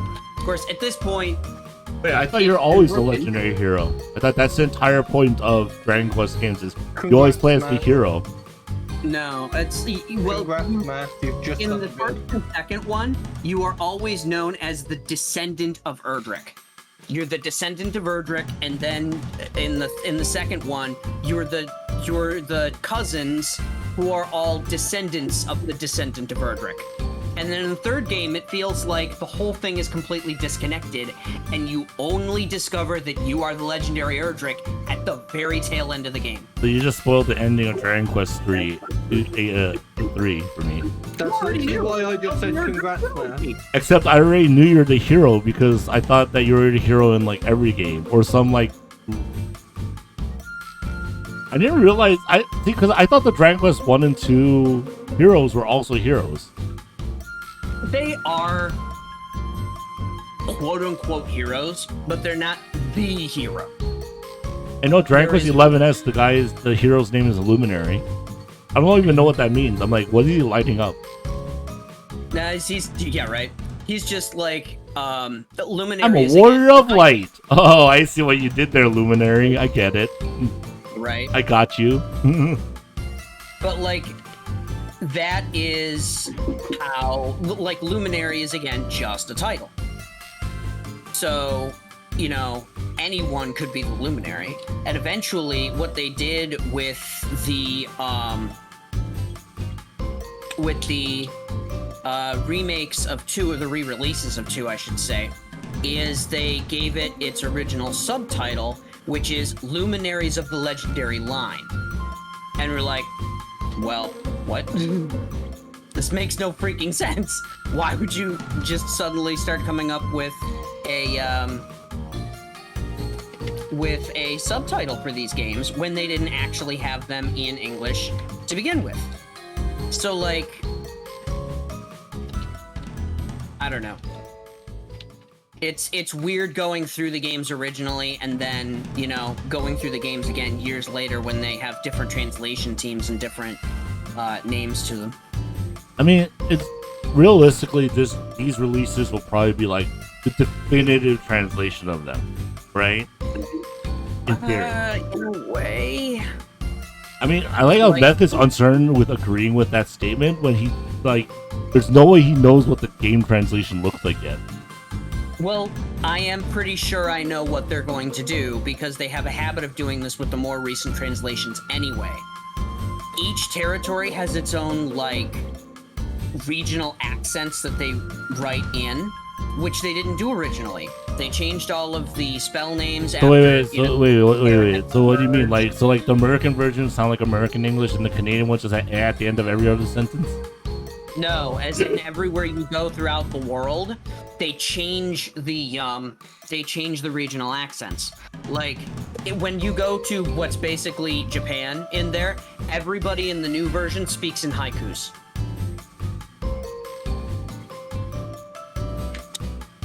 So you're saying it's slightly racist.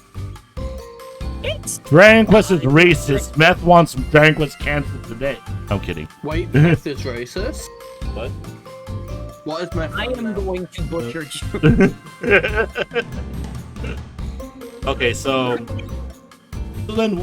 now what's your problem with me saying, so should I wait for Dragon Quest 1 and 2 HD remake to come out in 2025 before I start playing all three of them?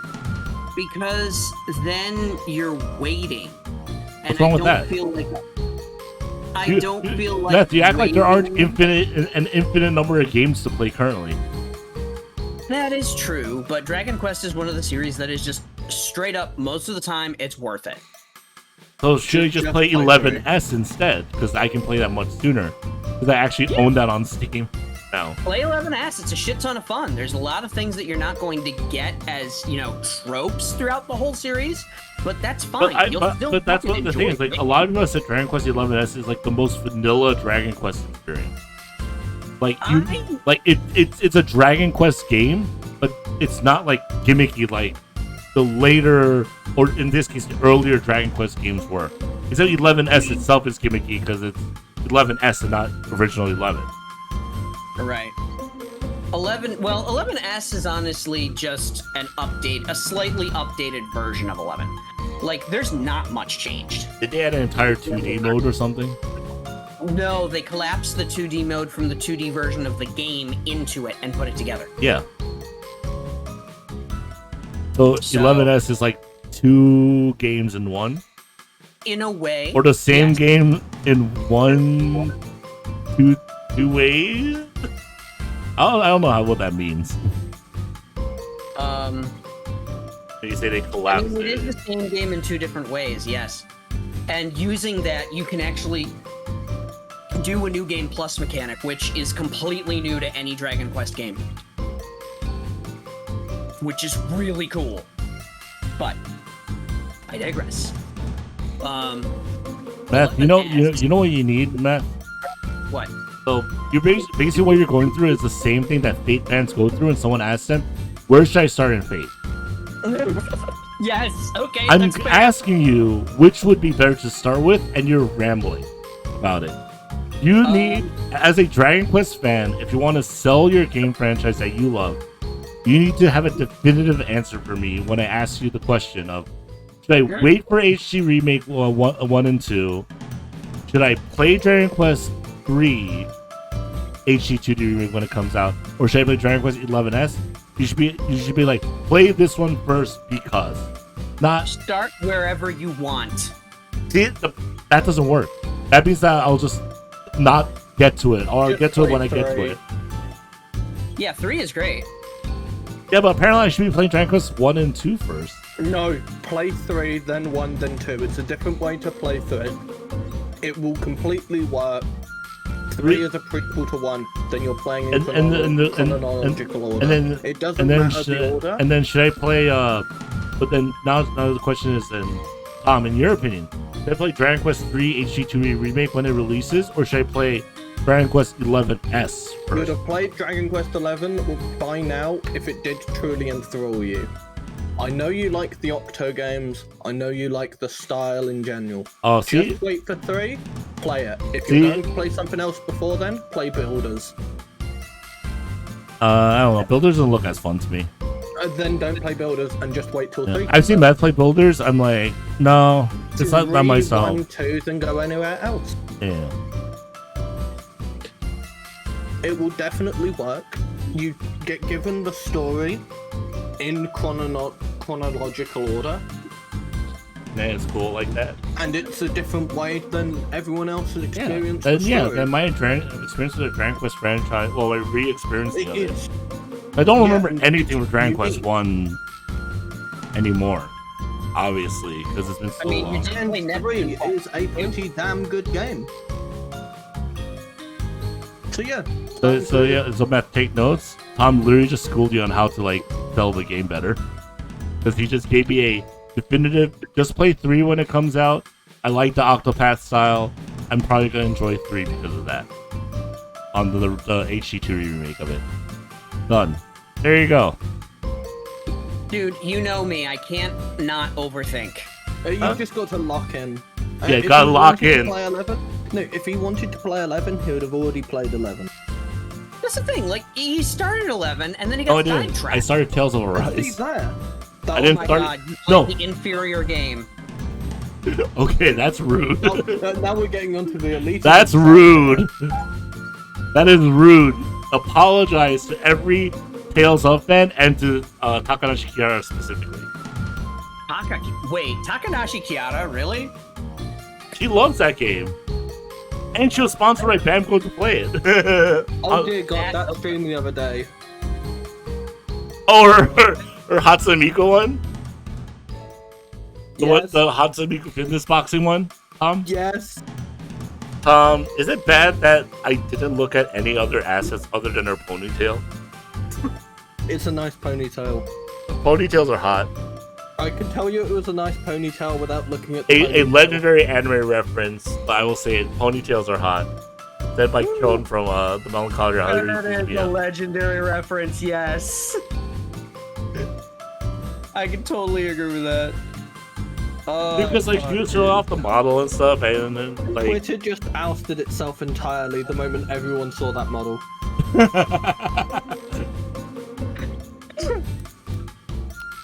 Are they wrong? No, but no, but the problem is the word "but." Yeah. Yes. That's a very big word. Booty. That is a very big word. That word is huge. Yeah. But anyway. No, but there's like a lot of like games that like I want to get to and play. Is why I'm asking. Like, it's not that I don't want to play like all the games.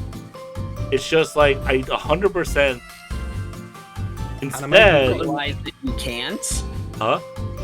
Realize that you can't. I mean, Anime? that's defeatist words. Wait, who am I hearing myself through? I just heard myself for a second. I don't know. Probably me.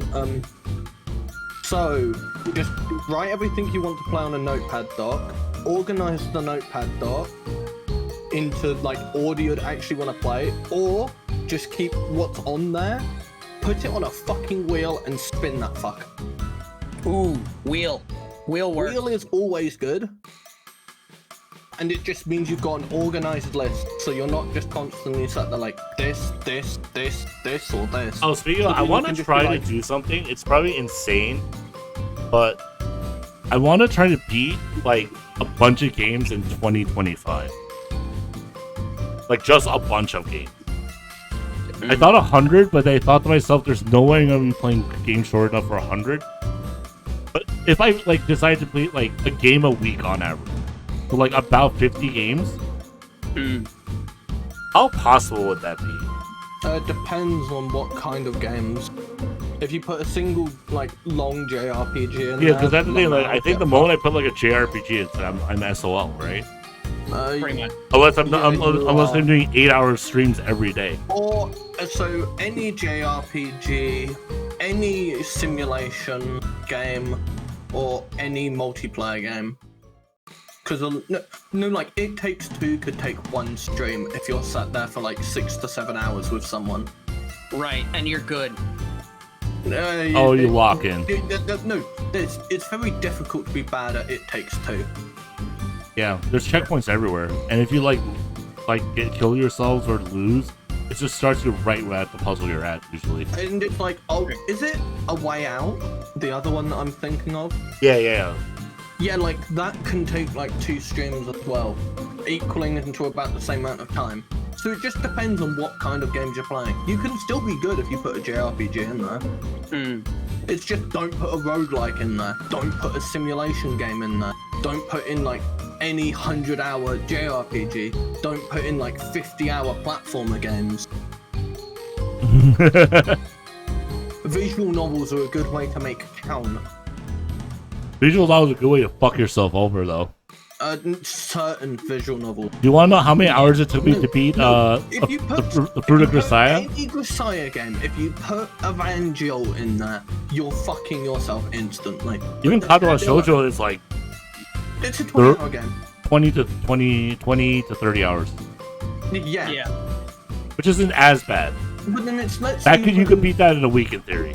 No, let's say you put Not So Safe Bejeweled in there.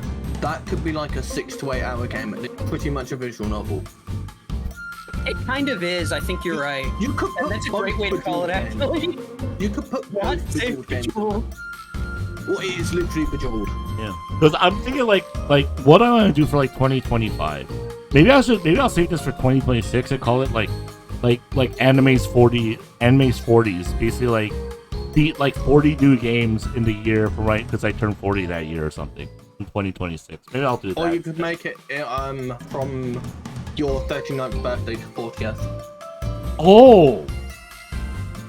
Wait, what? That actually sounds like a better idea. You could again. So I'll beat 40 games I haven't beaten in the past between my 39th and 40th birthdays. Oh. You start it on your 39th birthday and you finish it on your 40th. It actually sounds like So next it'll be year fun. on your birthday, kabam. Meth, you can do the same thing. I probably could. That probably won't because you doesn't beat games. No, Meth plays You're not 3 wrong. games. Meth plays 3 games. No, Beth will be games. like 4 games. Uh, Guaranteed it'll be 4 games, Wait, maybe. how can he beat 4 games if he only plays 3? Excuse me. If you look at his wish list, then you could just be like, oh, there's 1,000 games here. It shouldn't Not be difficult anymore. to knock this. I mean, it's drastically down, but it's not under 3 digits, so. Do you want to know how many games are on my Mine should be wish over list, Matt? 3 digits. You want to know how many games are on? You want to know how many games are on my wish list right now, Matt? In Steam? 5. 7. 7. I was close. And that's because I didn't buy the Carter, and I didn't buy Star Ocean, the second story R when they were on sale. I just Steam Star Ocean because I was like, I can wait. Just look at my Steam wish list. A fair bit of it's on sale right now. Oh no, why did I look? Mine? I've got Literally 4 of the games are not out yet for me. yeah, there's a lot of games on mine that aren't out. Because like I have Nirvana, Cyberpunk Bartender Action on there, I have Hollow Knight Silk Song, I have Time Spinner 2, I have Earthblade on there. And those are obviously not out. My clothing store sim. I'm gonna remove that before I actually do buy it. I've got 69 games on my wish list. Nice. Nice. Nice. Anyway. I have I'm not even joking, by the way. 447. Fuck me. I'm not gonna even ask. Yeah, no, like, yeah, no, because, like, I want to play Dragon Quest game. You know, like, because, like, I feel like I would enjoy some of them. Because I have enjoyed some of them in the past. Or at least enjoyed some of the memes of them in the past, in some cases. Yeah. So I feel like I'm not averse to the Dragon Quest franchise. It's just my experience with my first 3 Dragon Quest games were pretty good, bad. But that's because I played the 3 NES ones. I played 2 of them in Japanese. Yep. Number 2 and When number you 3 in couldn't read Japanese. it. Yeah. I couldn't beat 3 in Japanese. I somehow beat Final Fantasy 3 in Japanese on the NES. Don't ask me how.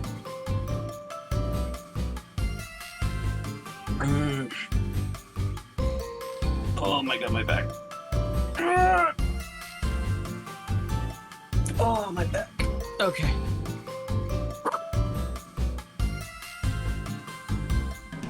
We're good.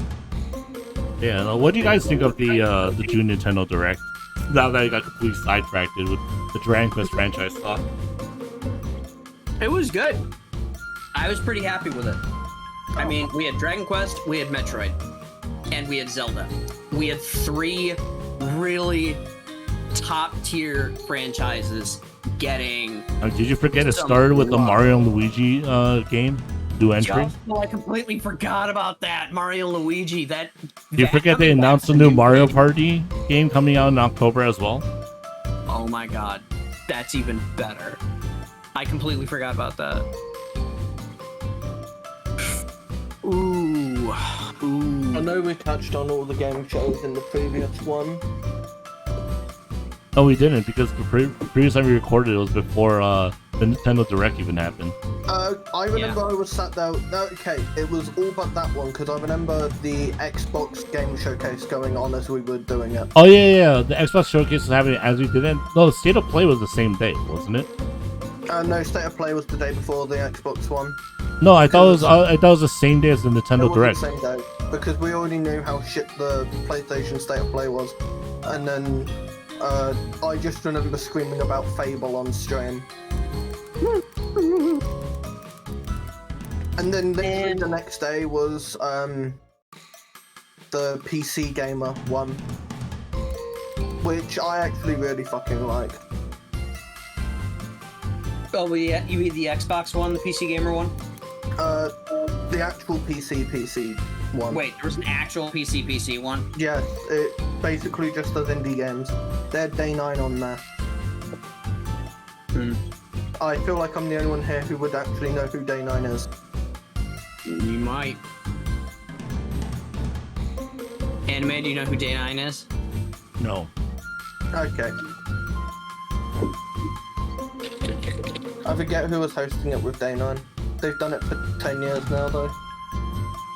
It was good. American esports commentator. Oh, that's why I don't know who he is.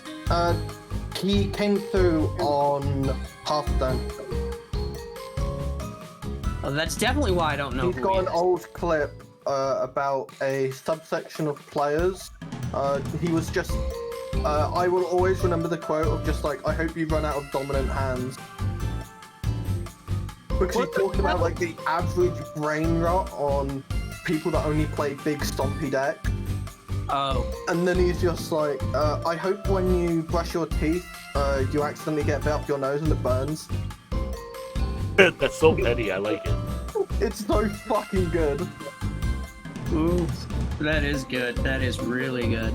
It's such a fucking good video. It's like a minute long, and it's so good.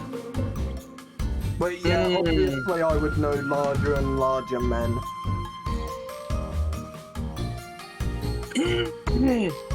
But yeah, day 9 is fucking hilarious.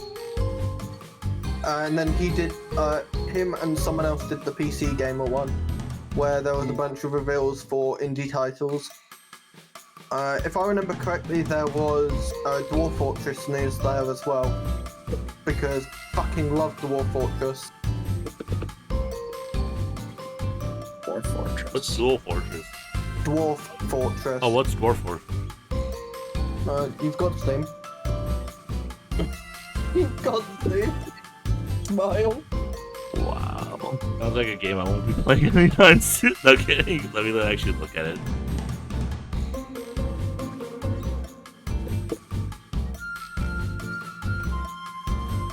Dwarf Fortress, huh?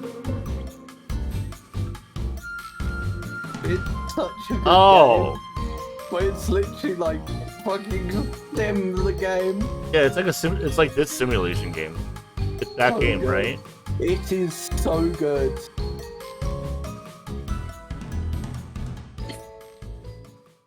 Let me look at that. Like, genuinely, the game is really fucking good.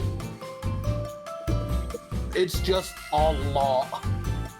Oh my god, what the shit? This is like What? flying fucking plane.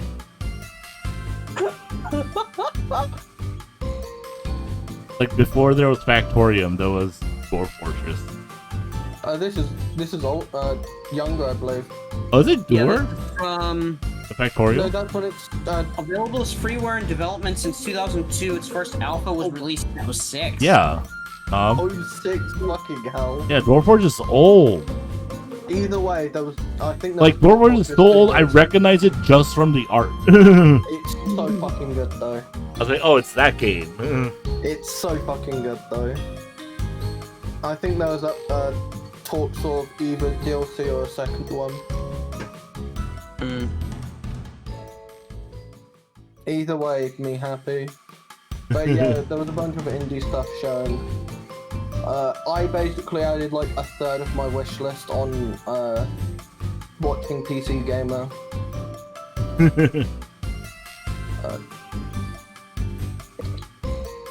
Oh man. I didn't watch PC Gamer, so obviously, I didn't do that. Right. I did buy a few games during the summer sale. Like, I did get, All Sky no Yoru. What? All Sky no Yoru, which on the Holy All Night is Sky no the Yoru. English localization of that. I think I bought like one game. I got Persona 3 Reloaded, which I'm not playing currently because of the... You mean Reloaded, right? Yeah, Persona 3 Reloaded. I'm not playing currently because I'm not going to be playing like right now because the SAG after the strike for the video game voice actors happening right now. Yes. Yep. And I believe like the DLC is one of the games on there There are. that's coming soon. Oh, is it? I thought it was specifically certain companies that didn't sign a particular. Well, the type thing of is, like, contract. some of those companies are voice acting companies for video games. That's why. Right. Like, obviously, we know who EA and Activision are. Wait, who is that? What is EA? They're an indie company, right? Smile.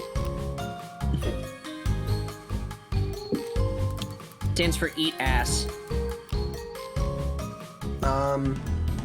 Sounds like a life goal. I should strive for it. Strive to eat ass. Okay. Eat ass and pass gas. Please don't. I would politely ask to not pass gas. Well, better out than in, but if you want to keep it in, you're welcome to it. No, if I'm eating ass and they pass gas, oh dear fucking god. No. I didn't say the ass you're eating gets pass gas. Friend, that is a completely different bet, okay? Oh god, fucking damn it. What? I just had a blister plaster on a couple of days, last couple of days, and it's come off. God fucking damn it, the world has spited me for talking about eating ass. So yeah, the group includes Give me 1 second. Activision Productions Inc., Limelight LLC, Disney Character Voices Inc., Electronic Arts Productions Inc., Formosa Interactive LLC, Insomniac Games Inc., Llama Productions LLC, Take-Two Productions Inc., VoiceWorks Productions Inc., and WB Games Inc. Obviously, some of those are more obvious than others on what games those. Right. But for example, Insomniac is one of the ones that kind of catches me, though, that they wouldn't sign But it. like Formosa Interactive LLC, for example, do you know what games they make?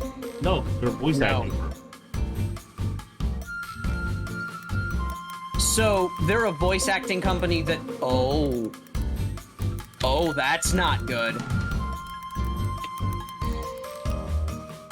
Well, shit. But Just the state of how things are moving right now is what I'm talking about.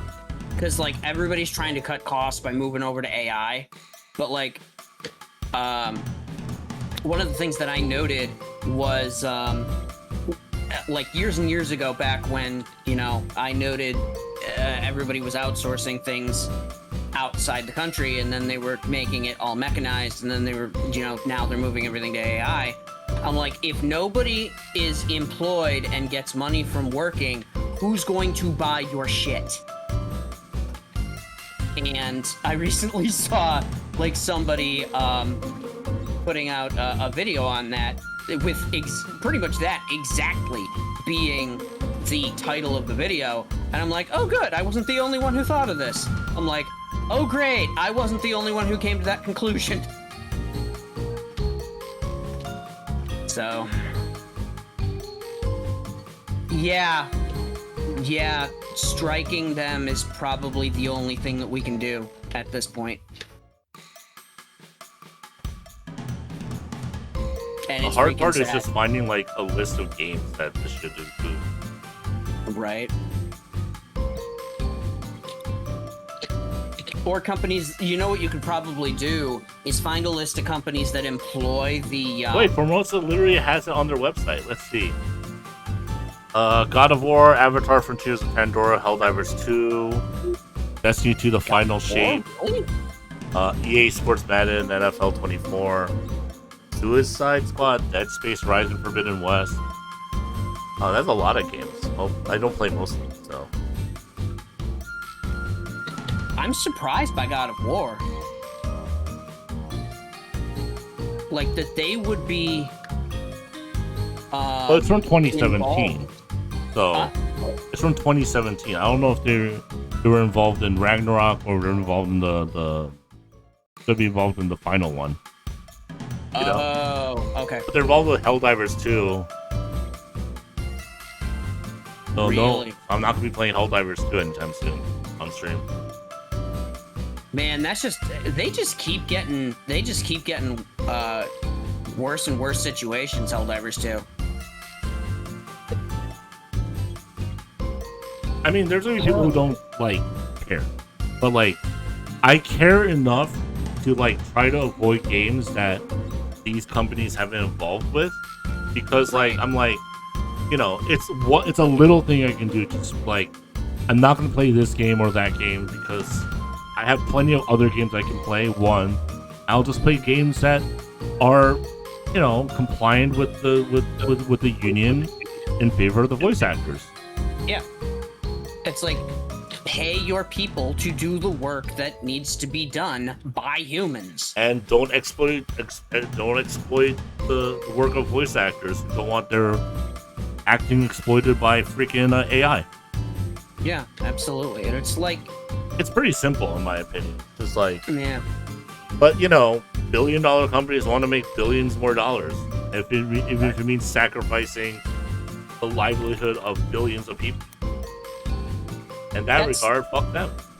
Yeah, it's one of the problems that, like, I've always had with, you know, companies like that. Because, like, you'll have two different types of mentalities when it comes to an economy.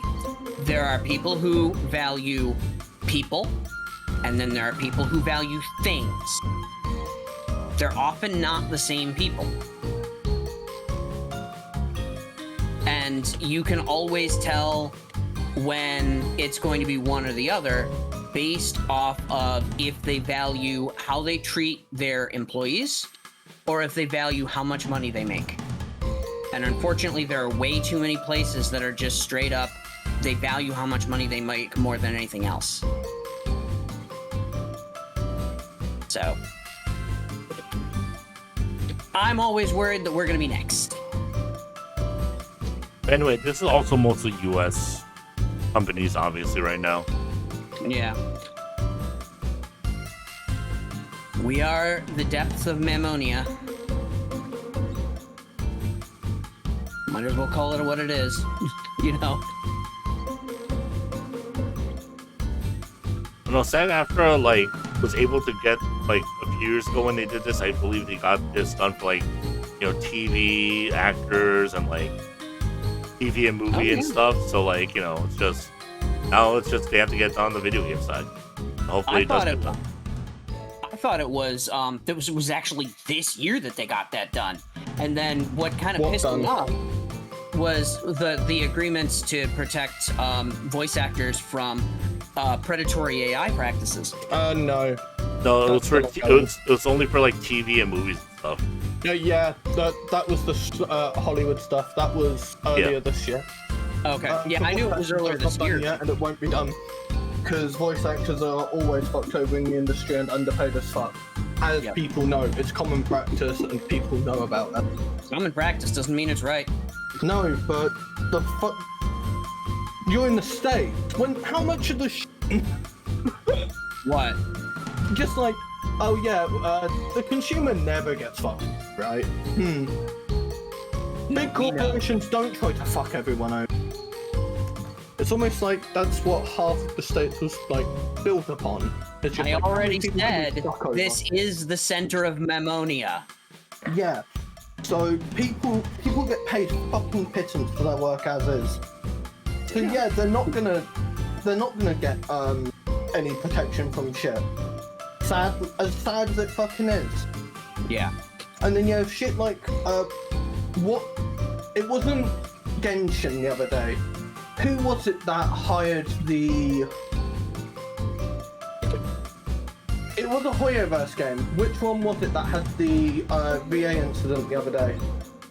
Honkai Star Rail. Okay, it was Star Rail. Star Rail? Okay. Yeah, it was a Moses voice actor.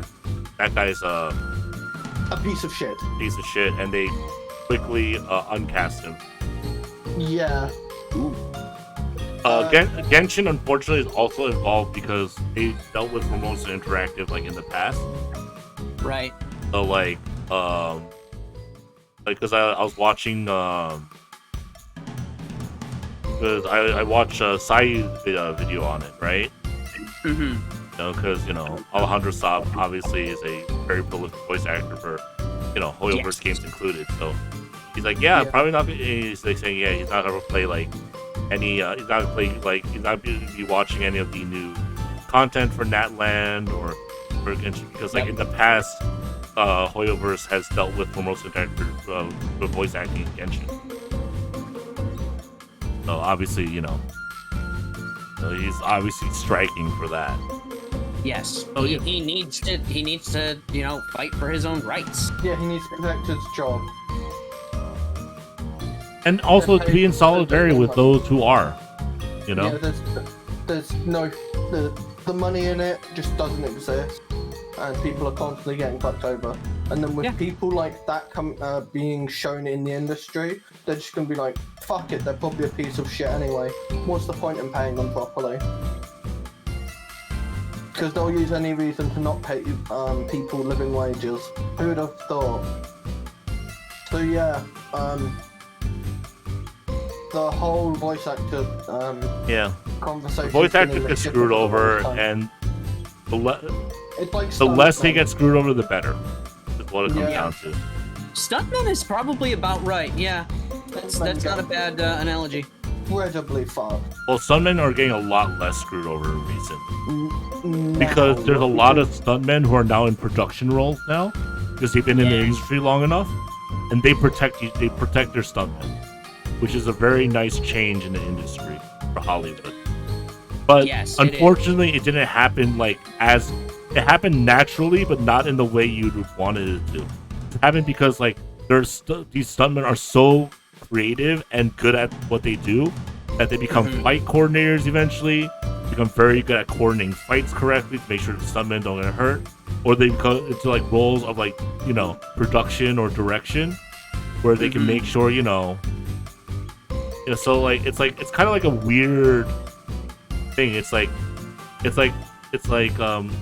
stuntmen are getting the correct more proper treatment because there are stuntmen in higher levels of Hollywood than just I'm a stuntman. It sucks that it had to go that far though.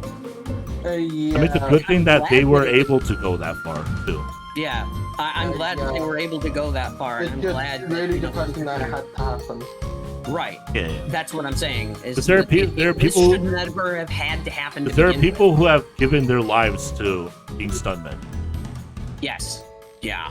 And I don't mean they died. I mean they've had short careers because they weren't protected proper. Right. Hospitalization was very much rife for a while. and unions don't really solve everything. And then the voice actors and then VAs are going down that route, but the issue is it'll be a lot more difficult for them to get within the industry. Yeah. So, yeah, they're just fucked, and now you've not really got much of an incentive to go voice acting route. Yeah, a lot of people, you know. Well, the good part is a lot of many companies have, like, since the bargaining started for this on the video game side, right? A lot of companies have already signed the, you know, have already done their part. They've done, you know, like with the agreements, and they've agreed not to use like the AI voice and stuff, protect the voice actors. It's just these, you know, there's a group that has not, and that's why it's something it should be talked about. Yeah. And strike. 100%.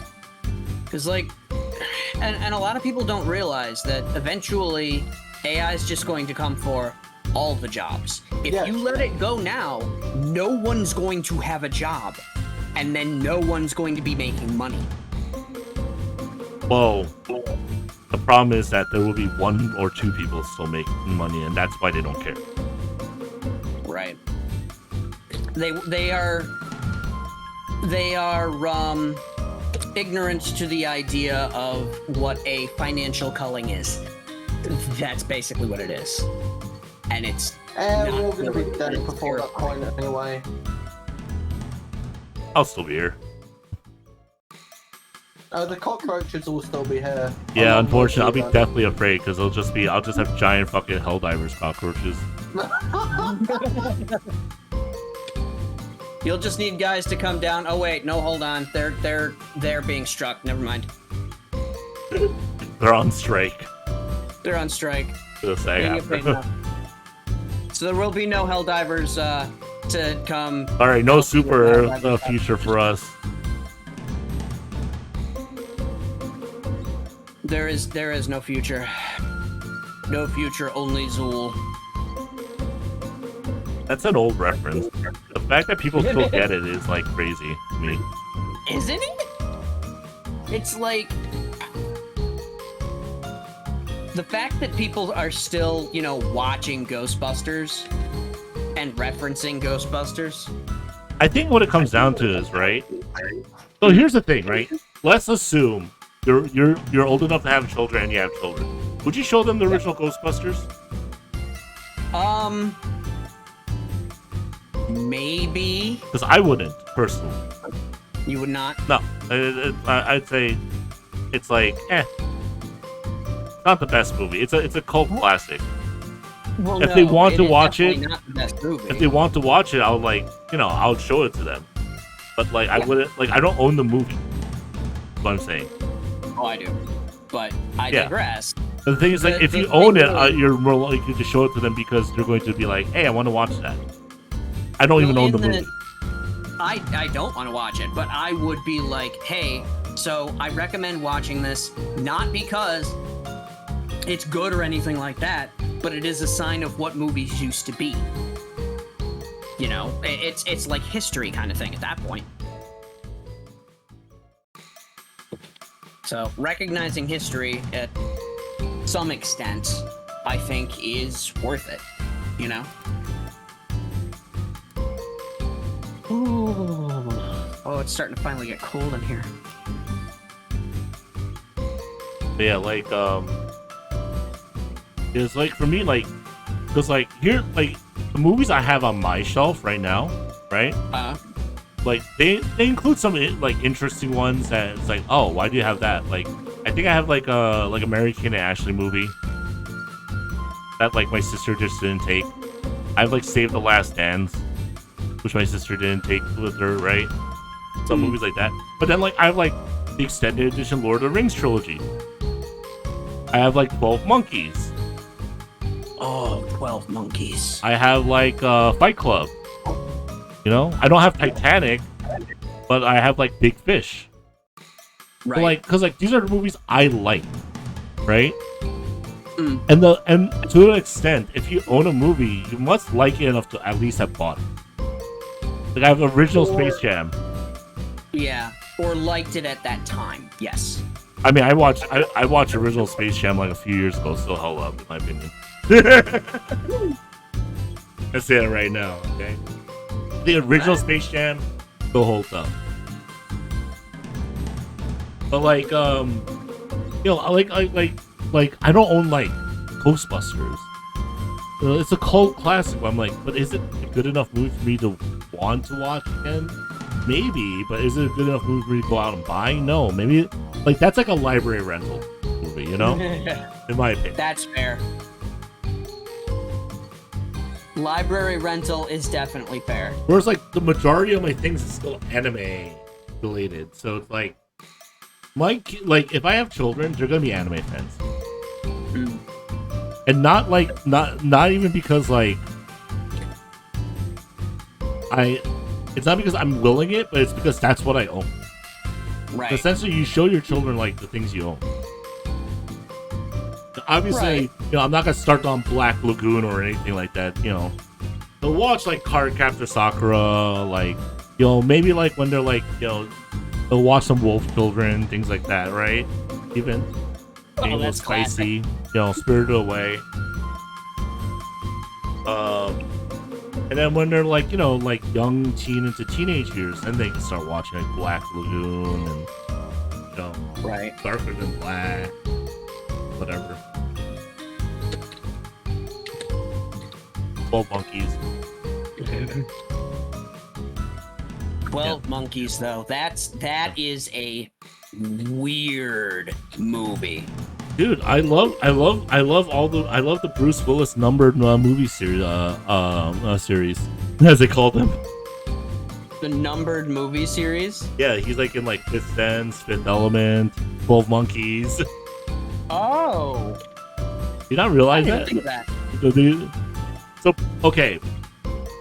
Not to sound like a middle-aged woman from the 90s, my favorite actor was Bruce Willis. Yeah, you do kind of sound like a middle-aged woman from the 90s. Putting it out there, my favorite real-life actor, like in the late 90s into early 2000s. Oh, yeah. I mean, he's good. You know, I won't deny that. I will not deny he was a good actor. Is he still acting, actually? He's still active? No. I don't know how to break this to you. He died? No, he's retired. Oh, okay. His health condition's not too good. That's not good. Yeah, because he has frontal temporal dementia. Temporal dementia? Oh, temporal lobe. Never mind. Yeah. The fuck did you think he meant? When... Okay. I'm like, what the fuck is temporal dementia? Yeah, his time got fucked. You just I'm like... The fuck is temporal dementia? What does it have to do with time, ever? Oh, never mind. I'm like, seriously, guys? What the fuck? Anywho. Well, now we know at least. Yeah. Well, Anyway. I wish him well. I think we're gonna call it there, guys. Are we? Yeah, it's Oh been my god, 2 hours. 8 o'clock. This is why I like doing these kind of podcasts. We shoot the shit, we talk about stuff, we get ourselves canceled. Wait, what? Or we don't get ourselves canceled because you know. But either way, Yeah. this is a good place to call it. Yeah, I don't think I've said anything that's gonna get us, like, raised off the face of the earth, but... Quick, say something that get you canceled. I'm kidding. I like bots, like the T-1000. What? Oh my god. Killer bots, specifically. How's it going, We're all Will? dead. Raised. I meant like raised off platforms, not raised off the face of the earth. We're all dead because the T-1000 came after us. But sure, why not? All right. Well, okay. If it works, it works. There you go. All right. Peace Have out. a good night, everybody. Good night. Whatever. See you. I hope you enjoyed today's episode of the Canteen Podcast. If you did, feel free to see the rest of our shenanigans over at Twitch on twitch.tv/creatorsagainstnormalcy. Links to all our channels are in the description. And since, very special episode 2 coming out the day before Otakon, if you're in Washington, D.C. when this comes out, feel free to message me on Twitter or on Discord if you're at Otakon and just want to say hi. Anyway, thank you once again for watching. This has been KRanime. Have a good one. Peace.